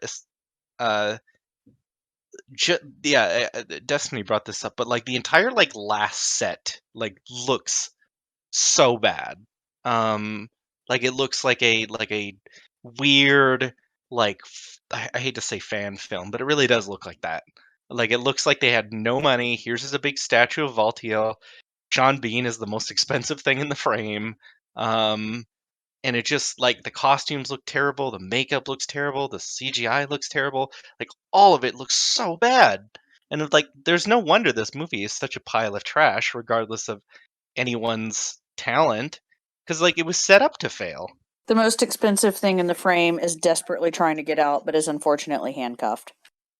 You have to admire that Sean Bean survived 2 of these fucking movies. I was just going to say that he kept his head. He didn't die. It's wild that Sean Bean got to survive a story where his character died. Twice. Maybe that was in his contract. I'll be in your fucking movie, but you're not allowed to kill me. Not this time. Yeah, he they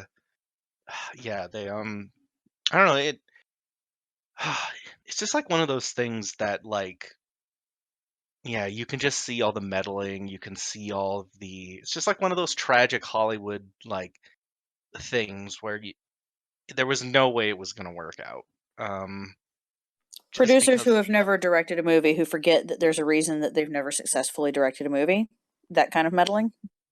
Well, even just the budget thing, why would you why would you make it significantly especially in the idea that let's say that their plan was, okay, Resident Evil is going away, the movies that is, and we want Silent Hill to take up those reins. So why would you make it I mean this with all sincerity, the original Resident Evil movie looks better than Revelation. Oh yeah, well the original Resident Evil movie knows where to use its budget. Yeah. I mean, that movie basically the highest yield actors in that movie are Mila Jovovich, who is really only known in the U.S. at least for Fifth Element, and sort of kind of Michelle Rodriguez, although that was still pretty early in her career. The rest of the cast is fucking nobody. Yeah. And it's shot on like really cheap like cement sound stages, and the CG effects are like super minimal, and it knows where and how to use its budget. And as such, it still looks pretty okay. Like the most dated thing in the movie is the Red Queen like personification. And it's like, but that's supposed to be like a weird computer hologram, so you can give it a pass. Whereas this is trying to be like a triple A movie on like a single A budget, and it hired all these like big actors for all these nothing roles. Like, and then the cost of the 3D at that time too. Like, there's half your budget gone just to camera equipment. Yeah, and like we didn't really talk about him, but like Malcolm McDowell is in this movie. Fucking, he's been in a lot of crap though. When I saw him in it, like he will take a paycheck. He's still decent in this for what it is. Well, the thing I he love was about him, Clockwork Orange 60 years ago, wasn't he? Like he has taken a lot of crap since then. So, but he's still a good actor. Yeah, I will say I do love him in this movie, mostly because it seems like he just was him on set. Yeah. He just had a good time. You know, somebody told him it's based on a video game, and he just went, "Oh, okay." Yeah. And nobody was telling him what to do or how to act, and he just acted like a weird goofball. Fun story. In the commentary, MJ was talking about him and saying how she was really excited that she was able to get him. He was only on set for like a day or so, and he agreed to do it. And he's like, I won't be shirtless, because apparently the character was supposed to be shirtless, and so that's why he's wearing that weird, like, mesh thing. And, you know how his character's blind? She had to convince him to wear the contacts, because he wants nothing done to his eyes after the shit he went through with A Clockwork Orange, like, fucked up his eyes. But mostly what she talked about during the commentary is how great he was off set and the cool stories he would tell. So it was like, they were just happy to have him. He's like literally like one of the most like legendary actors of like the past 50 years. I'm sure he has lots of crazy stories. I've seen him be so much. I've seen him be difficult on set too, so it's nice to hear that he was cool on this one. I mean, I sure hope so. Like, I think October was getting to this, but like, why would you? Why was Malcolm McDowell in this movie? You know what I mean? Like, why did they blow that much of the budget on that? On a character that's on screen for like maybe 5 minutes. Marquee value. I mean, people see that name and they're like, "Oh, okay, well maybe I'll go see it on now." the poster or nothing. Yeah. His name. He's not. They didn't advertise him. He's just in it. And same thing with. And Sean I mean, Bean was even kind of like a. They were lucky people to get knew him. Who he was. Yeah, they were lucky to get him, and he was able to come on. He was on set for only a couple days, and they brought back Rhoda Mitchell, and then they didn't even use all the scenes they did for her. Yeah, I remember seeing the production photo of her in the hallway, and Heather is there, and they never used that. So that scene, that was actually, she still had time left over apparently after she did the scene with Sean Bean in the mirror about how Sharon came back. So they had a little bit extra time. So, well, let's try, another scene where maybe she's trying to warn Heather and the other world, to run and stuff. And so they had that scene. And the reason why they cut it out was because MJ was like, this just poses more questions. Like, she just saw her mother. Why isn't she also looking for her mother as well? Yeah. So I always took that to mean like maybe it was just an echo, like it's not actually her, it's just sort of like a I thought that too. I mean, like a remnant of it, maybe. You can see the deleted scene. It's in the part where walking. I think it's like right before the spider section. But she walks by the elevator and then she comes back and she sees her mom, and then when she runs up to it, the doors close, and then the missionary appears and goes to attack her, and then she runs away and gets into the mannequin room. I really wish they kept it in because it felt more of like a connection to the original movie, just to see her again and not just saying, my love, here's our daughter, please protect her, Yeah. Is that the deleted scene? Is that on the DVD, the original DVD? Yep. Or Blu-ray? Oh, okay. Yep, it's there. Yeah, and not to take it back too far, but it's also worth mentioning real quick. Carrie-Anne Moss is in this movie too. Yep. Right. In the fucking Matrix. She's not nobody. Why is she Yeah. in this movie? She's in this movie for less time than Malcolm McDowell is. I totally Why agree. is she here? I totally agree with October. Like clearly like the budget was not used in the right places either. Like you could have had any actress be Claudia here. Hire someone that'll shave their eyebrows. Um, yeah, it's just it's just like one of those things that like that MJ had the best of intentions, but everything was working against her. her. Yeah, like it. Because even like when you think about like the 3D craze, like I kind of like forgot all about that. Like, remember that era of film where everyone thought that 3D was going to be the next big thing? Remember when it was just getting shoehorned into movies? It seems to like keep coming back every 20 years or so. It's like, oh, 3D. Yeah. Oh, no, it's going away. Oh, it's back. And yeah. It's still super expensive, and it makes movie tickets cost more. And I also don't like a plastic thing on my face. And it I mean, the big thing was Avatar blew up, and so everyone was like, "Oh, okay, we'll do it again." And then they didn't do it like Avatar. They made these cheap Jaws 3D versions, but like modern, and eventually that fizzled out. I mean, I was surprised that it stayed around as long as it did. Every now and again, I think we were talking about this before we started recording, but you'll have a big tentpole movie like Avengers, or a lot of those like Secret Life of Pets, like that are all CG, where you can just do a 3D version very easily. They'll have versions, but I go to a decent amount of IMAX movies, and I can tell that has definitely declined, because you may not get a 3D version of some big tentpole one. Usually they'll advertise it as like 2D IMAX, and it's like, oh, thank God, because I don't want to have to choose between 3D and 2D. I'd rather just have it 2D, and I've noticed that a lot of that has definitely died down in the last, I'd say, 5-6 years. To ask, how did you guys view this movie? how do I put this? I watched it on the internet. You didn't see it in theaters, okay? No, because at the time I lived in a tiny town that definitely did not have Silent Hill Revelation 3D on. And I lived vicariously through CJ and Whitney, and it was a very interesting time because you two had such different reactions to the movie. I had fun with it.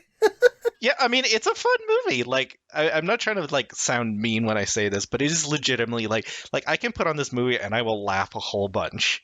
And it's very funny and silly. And it's like, it's kind of harsh, but it's like I would rather something that was bad and made me laugh than just like something that completely doesn't connect. That's my least favorite kind of movie, where it's just like I'm totally indifferent to what I just watched. Was there an attempt the first time you saw it to at least try to take it seriously, or by that point had you just? I think I did, because I think it just gets like, I don't know what it is, but it's something about the first time you see Douglas where I'm just like, oh fuck, this looks so bad. Like he's like, they're trying to dress him up Douglas like the game. cosplay. Yeah, exactly. It's like, some Silent Hill fan like asked their dad to go as Douglas with them to the convention, and like that's the dad that they, and his acting is like, wait, stay away from the vagrants. Wouldn't it have been great if they'd actually gotten Ian Holm to be that role? Like, as long as we're getting like Malcolm McDowell and all these people, ask Sean Bean from Lord of the Rings. Let's get Ian Holm for the part that they based him off of for the game. Yeah, exactly. They might as well. Like he just like, yeah. Again, like it kind of makes me appreciate the first one more, because like for all of its problems, it's a well-made movie, and this one definitely isn't. I kind of wish that CJ hadn't warned me off of this movie, because I'd be curious to know what my impression of it would have been without anything painting it. Yeah. Like I said, CJ called me. The movie wasn't even out yet. He got to see it in a pre-release screening. And I was like, oh, well, I'll avoid that. And I ended up seeing it a year later. I rented it from Redbox and was pleasantly surprised. I was like, oh, that was stupid, but it was a good time. So I wish I'd had the experience of getting to form a judgment before having that painted lens of just like don't expect anything from it. You know, I think CJ kind of going off about it to me before I even saw it myself. I was a little bit more prepared, and I think I was more inclined to just be like, you know, it wasn't that bad. I laughed, and I really liked the game references. That was nice. It was kind of nice to see, you know, some of the stuff in the game. It was closer to Silent Hill 3, but yeah, I mean, it is what it is. I saw it on opening night in 3D, and I went with a friend. This was the night before we were going to go down to the Florida Halloween Horror. Was it Halloween Horror Nights in Universal Studios, Orlando? Yep. Which sucked. Like the Silent Hill part sucked. At least it was nothing like the California version. There's no escalator. I was like, shit, we traveled like 8 hours for this crappy haunted house ride. But we ended up going into a lot of cool rides. There was this indoor mummy ride that had like holograms of ghosts and real fire. It was awesome. So we ended up having a good time. But the night before, we saw Revelation in 3D. I believe it was 3D. My deciding factor is like if it was shot that way, okay, I guess I'll have to see it that way. But if something's like post converted into 3D, it usually ends up either looking terrible or there's not really a noticeable 3D effect. But I was seeing it with my friend. We were both big Silent Hill fans, and I think I sort of had the same reaction that Whitney did, where like I appreciated what it was trying to do, but honestly, I kind of came out and I was like, yeah, wasn't great. Like, It was a wasn't movie. like terrible or anything. It was a movie. I spent money and I spent time. I could tell some people were there a little more ironically because I don't think I had heard a ton about it. I think maybe I heard like it wasn't getting great reviews, but I'm like, yeah, I typically don't trust general reviews anyway, just because my opinion could be completely different. So I might as well see it for myself. But yeah, there were a couple people in the audience laughing, and I'm always like, God damn it, just watch the movie. If it's bad, then I don't know. My whole thing is like digest it once, and if the whole thing turns out not great, then you can judge it. But I don't know. I think sometimes, like you said, if you go in with a colored expectation or someone else has told you it sucks, it's very hard to kind of leave that at the door and just form an opinion of yourself. Yeah, it'll paint whatever view, even if you're told, oh, this will be really great, then that will set your expectations too high. So just block out as much as you can, unless there's someone that your opinions line up with very consistently. And honestly, the way they were marketing this movie, I had a feeling also going in that do you remember the little like teaser trailers, and they had the nurse and they made it like all sexual, trying to get like horny boys into the theater? I've always like, I mean, not to bring up Silent Hill 2 specifically, but like I've never been a big fan of the rest of the franchise, specifically like playing up the nurses being super hot like a lot. I get why everyone wants to fuck a monster at some point in their life. We're all guilty of it, but like that's like something I think people like when you don't, when you know something, but you're only familiar with it because of it's big in pop culture. Like a good example, like a really famous example would be like everyone knows where the line "we're gonna need a bigger boat" is from, even if they have never seen Jaws. They all know it. And like for Silent Hill, I feel like the nurses, maybe even more than Pyramid Head, are like the thing people know. It's like, and it's like one of those things where it's like, yeah, they're sexy, but like they don't need to be like. I'm trying not to be like, well, they're part of James's storyline. James's nurses aren't even what the nurses are. I know, in the movie. right? Like James's nurses are like, they're sexualized a little bit, but the ones in the movie, and especially the ones in Homecoming, are like way over the top. Right. I think it's just another example of taking something iconic like Pyramid Head or the nurses and just exaggerating it either through the movies or cosplay to the point where it's almost like this parody of the original design where Silent Hill 2 and 3 they were sexualized, but not nearly to the degree that they ended up being. So now when you go to horror conventions, it's like the softcore porn version of the nurse design. It's like, okay, like Yeah, I mean, like at the same time though, we're left with, like you were saying, is they're iconic now, and I definitely think they're more well known than Pyramid Head. Yeah. Is that they're you can't really walk back from it now. It's what Nope. people associate with the franchise, and like, you know, I used to go to there's a local amusement park in Pittsburgh called Kennywood, and Kennywood would have Fright Nights around Halloween, and one of the things there is they just had a girl dressed up as a Silent Hill nurse. They did not license that, but she's there, and you'll see people like, "Hey, Silent Hill!" It's like they recognize that. Yeah, exactly. Yeah, and it's just part of the series now, and there's no escaping it. I would bet money that if, I mean, not to jump too much into this conversation, but if a Silent Hill game materializes, I bet you that there will probably be some variation of a nurse at some point. Absolutely. Which is unfortunate because you take Resident Evil 4, for example, there are no zombies in that game. Like they made a conscious decision to be as different as they could with this quote unquote reboot. And I just like, you know, one of the biggest problems with the Silent Hill game franchise is that every game is trying to be like Silent Hill 2. I think another problem that's kind of tied to that is that you can't have a Silent Hill game without having nurses or without having like a giant monster with a big weapon, or like you have to have those touchstones. And I think the same way Star Wars has become dependent on these like catchphrases, like these thematic catchphrases, even if it's not an actual line of dialogue. It's like, oh, we have to have this, and that.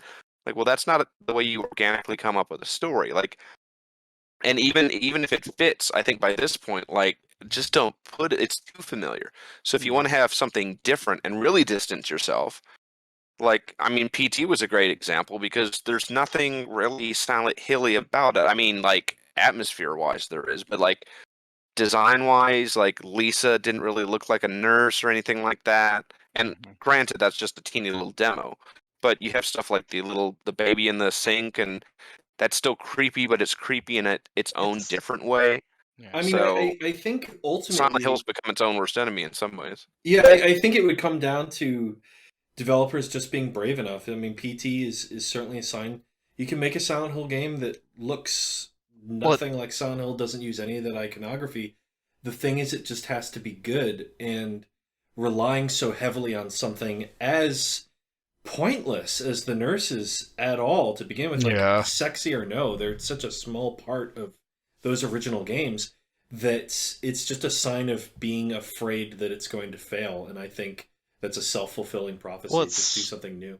It's always I've always said that like nostalgia coddling like never ends up being great. Like I can't think of this is going to be like a really like random like thing to bring up, but I rewatched the 2010 Predators movie recently, and I remember like actually I enjoy that movie for what it is, but like something I hate, and I hate this in all media. Talk about them just devolving into quoting that movie. Yeah. They just start quoting the original movie constantly, like, "Oh, come on, kill me, I'm here," and I'm like, I get it. You're referencing the original movie. It's like the same. Like this is something it always takes me out of it. It's like you expect this screenwriter standing right beside you, like looking you in the eyes, like, "Did you like that?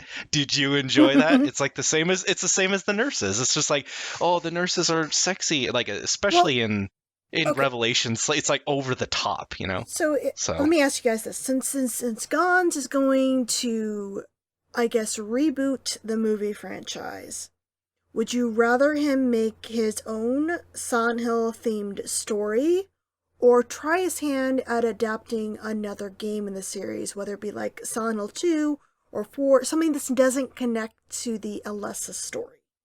I think if it was somebody else, I would rather have them do the game. Like, do it. Like I haven't seen the new Resident Evil movie, but from what I've seen from the trailers, something like that, where they're adapting the game. They're not changing characters, but since it is Christoph Gans, and we're assuming he's directing these movies too, then I would like him to do Silent Hill 2. We've brought it up in the past where that's the one that you need the least exposition or explanation about the town and what's going on. that's in the background. You can kind of touch on that, but the main story is about James and Mary and that whole storyline. So if Gans is going to do a new one, I would rather have him do as much of a direct interpretation of Silent Hill 2, the game, as possible. Okay. Sorry. Just real quick. I mentioned this 10,000 years ago on the Whispers in the Dark podcast. I agree. I think the smart decision with Gans is just do 2. Just do Silent Hill 2. It'll get a lot of interest. Silent Hill 2 is the famous one. Please don't have it be Sean Bean. That would be a mistake. But just do Silent Hill 2. It's a simple story. It's one of those things that non-fans will probably be really like, holy shit, about the twist if it's done right. It's a smart decision. Personally, I would really love to see, not even necessarily Gans, but a seasoned director that has an interest in horror filmmaking. I would love to see a movie based on 4. I think 4 would make an excellent movie. It'd be creepy especially- with the undead serial I would killer. love to see 4 as a movie. Yeah, again, it's another story that doesn't require a lot of exposition. It's so weird and surrealist. And God, can you imagine if they somehow managed to bully David Lynch into making something like that? Just so surreal and difficult to kind of grasp. Video games on your TV. Look, I want to see 2. I want to see 2, but get like the cheapest one. Like price them out. Get the cheapest Skarsgård brother and send him in. Back in the day, I wrote an article for Rely on Horror where I said James should be played by the guy. Oh, I don't remember the character's name. The like secretary guy from 30 Rock. I don't remember that guy's name, but I thought he'd make a great James because he's so like quiet and sympathetic. Yeah, it's I'm assuming if this Gons movie happens, which I hope it does, it'd be interesting to see someone return to something that they 20 years later almost. God, that makes me feel old. But I'm sure he's gonna ignore the second movie. Like he says he hasn't even seen it. I mean, I don't blame him. I don't think it'll be a sequel to the first one. I mean, I personally, if it was, I would specifically love to see the first game, but like actually like what they're doing with Welcome to Raccoon City, like an actual let's get into this occult thing. Like my favorite thing about the original game, about like what it means to be a parent, and there's more to family than blood, like that theme. Like I really want that as a movie. Like you can trim back things like, okay, like I get why you want to cut a Glophitis. Like that's just going to confuse like Joe, who is like only knows Silent Hill by the nurses. So you could cut a Glophitis, but I don't know. Like it's almost it'll be weird to. I would love, if we're gonna like put up our like dream directors. I know that I am batting too high with this.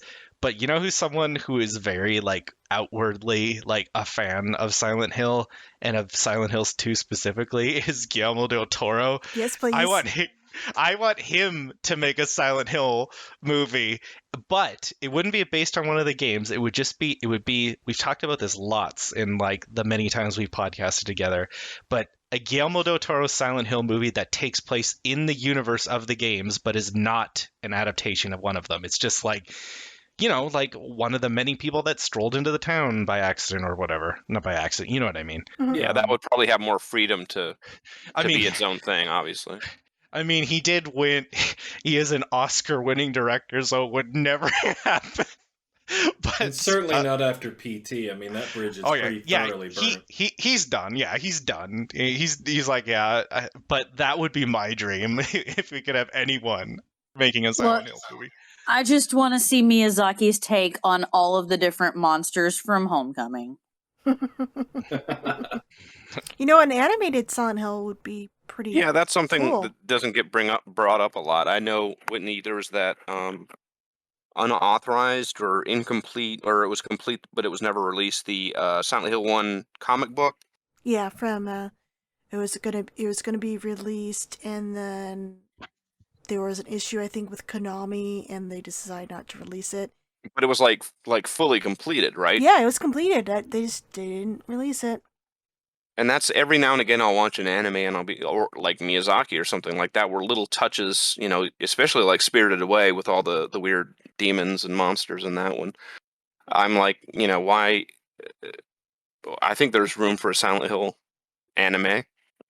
Like I said, I would love to see a stop motion claymation. Like, the other thing is, there's no reason that they have to all be done together, because I think sometimes it flies over the head of some of the people who come in and are expected to make a single movie series out of it. Dude, just stop. Just do it the way that they're doing the anthologies now, where you've got now all of these horror titles that are You cut off, Destiny? Yeah. Whoop, sorry. You cut off. No, okay. Not sure where, but my point was that there's all of these horror franchises now that are usually not so much movies as it is long series with hour-long videos, or hour-long episodes, but you could do something very similar with movies. They're meant to be viewed as being in the same universe and being of the same general thing, but not necessarily connected stories. And I like that a lot better, especially when you get to something like Silent Hill, where if you are about to try to make a series of movies wherein you take the base stories of all of these games that were never meant to be done that way, and you try to turn them into one cohesive story, you're going to have a bad time. Your viewers are going to have a bad time. Your producers are going to have a bad time. Everybody's going to have an extremely bad time. Make it a grouping and go, Silent Hill is a universe, not a storyline. And I think that gets missed. That why are we trying to force them into that kind of thing when they never were? Even 1 and 3, while they deal with the same characters, they were never meant to be taken as like absolute. If you line them up and play them one right after the other, they make so much sense that you would never come up with a plot hole. Like, that was never, ever, ever, ever, ever a thing. And I wish that they would take that to heart a little more, because I would love to see the vast majority of them done. And the other thing that I would love is if we wanted to get away from, oh, well, the gamers have all these expectations about visuals and about, you know, the weird over the shoulder or the fixed angles, and they've got all of these ideas about who should play what characters and exactly how those characters should go. You have an entire set. Like, if we go from, you could do the games as anime, which is like the live action or the action version of a comic. We could also go in the opposite order and go, you've got all these comics that have really good storylines. Go get Tom Waltz's work that he's already done for you, pay him his fee for having written it, and turn the comics into movies and make them more accessible, because I know way more people that will play games but not read comics and will watch a movie than I know people who will absolutely like read a comic and then go back and play all the games. And I just really want to see the mailman get more time. So I am looking kind of forward to seeing what Gons does, if it ever sees the light of day. Like October brought up the last podcast, it's happening. It's in talks, I guess. But yeah, I mean, his quote was like very blanket, like, "Oh yes, and we're doing that next." It's like, how come you're the only person that's talked about this? Right. Sony hasn't announced it. I mean, Konami, surprise. But it's like, it's very weird how casual he dropped that information. Yeah. And we haven't heard from it since. I mean, like, don't forget, he was supposed to be making that Onimusha movie, and that didn't... Yeah, I mean... Yeah, he mentioned that, and I was like, well, that never came out. And there was a Frame movie that was supposed to come out way back in the 2000s. I think that Uwe Boll was supposed to be doing it or something, but that's the thing. That fell through. His next movie is that's what he was talking about when he was talking about the new Silent Hill, was that he's working on the Fatal Frame movie. So it's like, this shit happens, like... The new Resident Evil. I love the Last of Us movie, frankly. It's my favorite. Oh, now that's gonna be. That's definitely coming out. HBO series. Yeah, that's definitely coming out. Like a great example is like Castlevania. The Castlevania anime on Netflix is the end result of a Paul W.S. Anderson live action movie that was supposed to come out in like 2006. It just got whittled down through like so many different studios and pitches and like directors and all this shit that eventually it just turned into an anime at some point, and that's what we got. You know what a perfect example of this is? It's actually really funny. The Uncharted movie that's coming out. Which looks terrible. Guess what? Uncharted Babies?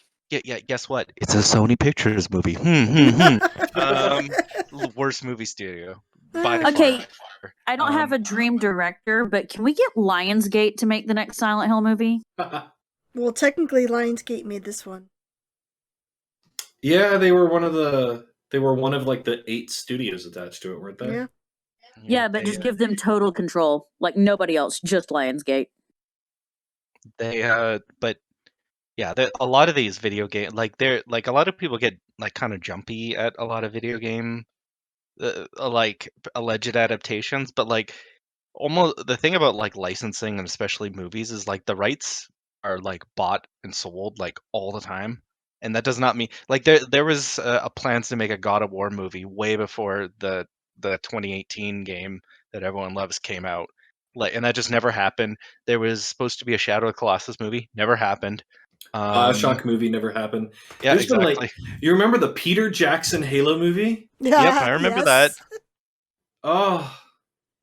Yeah. These things, the fact that you know what, we should feel lucky that we even got a second Silent Hill movie. Yeah, that's what I was saying. Is the fact that any of these things materialize is incredible.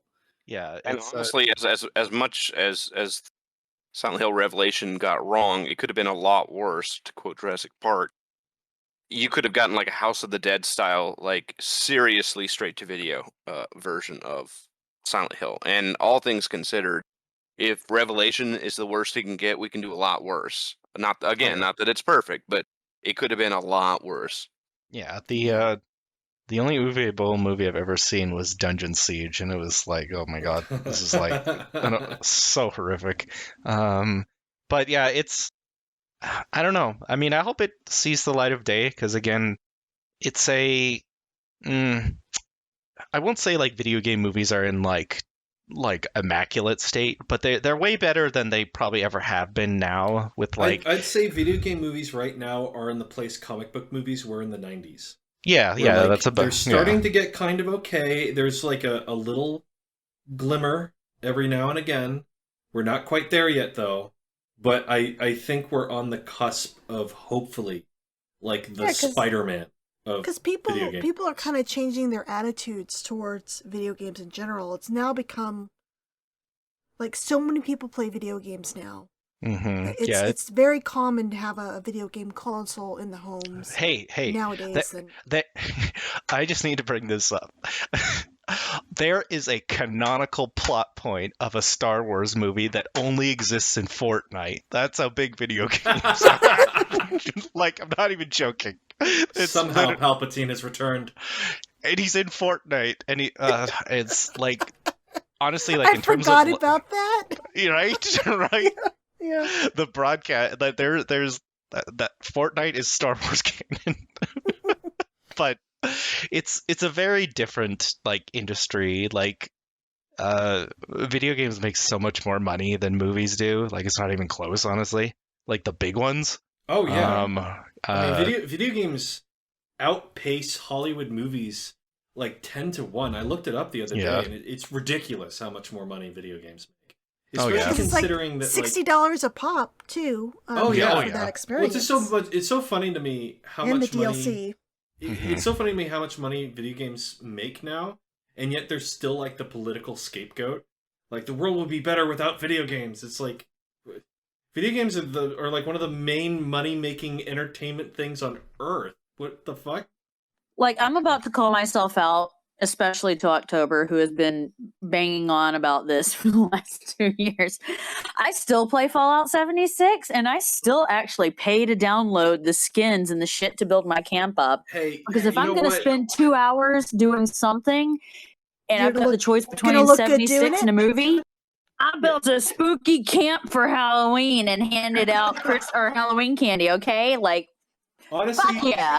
Honestly, you know what? That's awesome. I'm really happy for you, and there must be at least 3 or 4 other people that are just having a great time with that game, and that's what really matters. They just killed off another. They had the Ring of Fire, which was like their to the death, last one standing. And that was like, they keep trying to shoehorn in PvP. And now they've got this whole extra world where you can go in and you don't have any risk to any of your stuff in the kind of compulsory regular worlds. And there are some ways to do PvP in the regular worlds, but this new world is like, yeah, but what if there was no risk and just reward and you can shoot at anybody and they still can't get anybody to play it? Like, they do not have enough people on the servers to keep an actual server running, and so they wind up shutting it down and spinning up really not that many. They apparently are doing like half the servers they used to have, but the core Fallout 76 player group still making them shit tons of money. So gotta say, they really hit on something there. It's The Sims for people who don't want to encounter other players. Like, I'm just gonna go ahead and be real honest about what this is here. Yeah, it'll be. I would love to definitely see a new Silent Hill, like in this new, like this like blossoming age of like maybe video game movies can actually be like legitimately or taken more seriously. Anyways, when we, I mean, like, I mean, I say that, and then I just remembered Chris Pratt as Mario, and that really bothers me still. That's true. It's I literally forgot the about worst. that fever dream already. I mean, He's like also the actual, Garfield now. He's Garfield and Mario. See, the thing, I'm happy that movie's happening because it will finally bring attention to the fact that the Bob Hoskins Mario movie is actually great. So, you know what? Like, we have to, like, we did get Knuckles as Idris Elba, so I have to that's take true. a win. The monkey's paw. Exactly. Like, you have to have the bad with the good, I guess. But yeah, no, I still want an adaptation of the original game, because, like, man, wouldn't that be just like awesome? Like, I don't know who, but yeah, that's I want who would be Harry in a Silent Hill movie, like actual Harry? I don't know. Chris Pratt. No. Yes. Because that's really what I some want. unknowns who are just really good. That would be. I kind of like to see it, like one of the games get a full on Silent Hill movie where I'm hoping, like a mini series. Do something like WandaVision. No, that'd be good. Yeah. I mean, that's the thing, is that I think a lot of video games are much better suited to miniseries and like Netflix series and stuff. Because these games are like 9 hours long, and then they try to cram them down into 90 minutes. It's not easy. Mm-hmm. No, and I think that honestly, that's what went wrong with this movie. We lost you again. I'm having some internet troubles. What happened with this game was this movie was they tried to put too many things into too short a time period, and it's not that any of them went particularly wrong in general. It's that none of them had the time they needed if they were going to put that in there. And also, a quarter of that time was spent retconning stuff from the first movie, which, you know, they could have just used that time to, you know, just build up the other stuff if they hadn't had to retcon the old stuff. Real quick, I don't know another way to segue into this, and I wanted to talk about it before we end.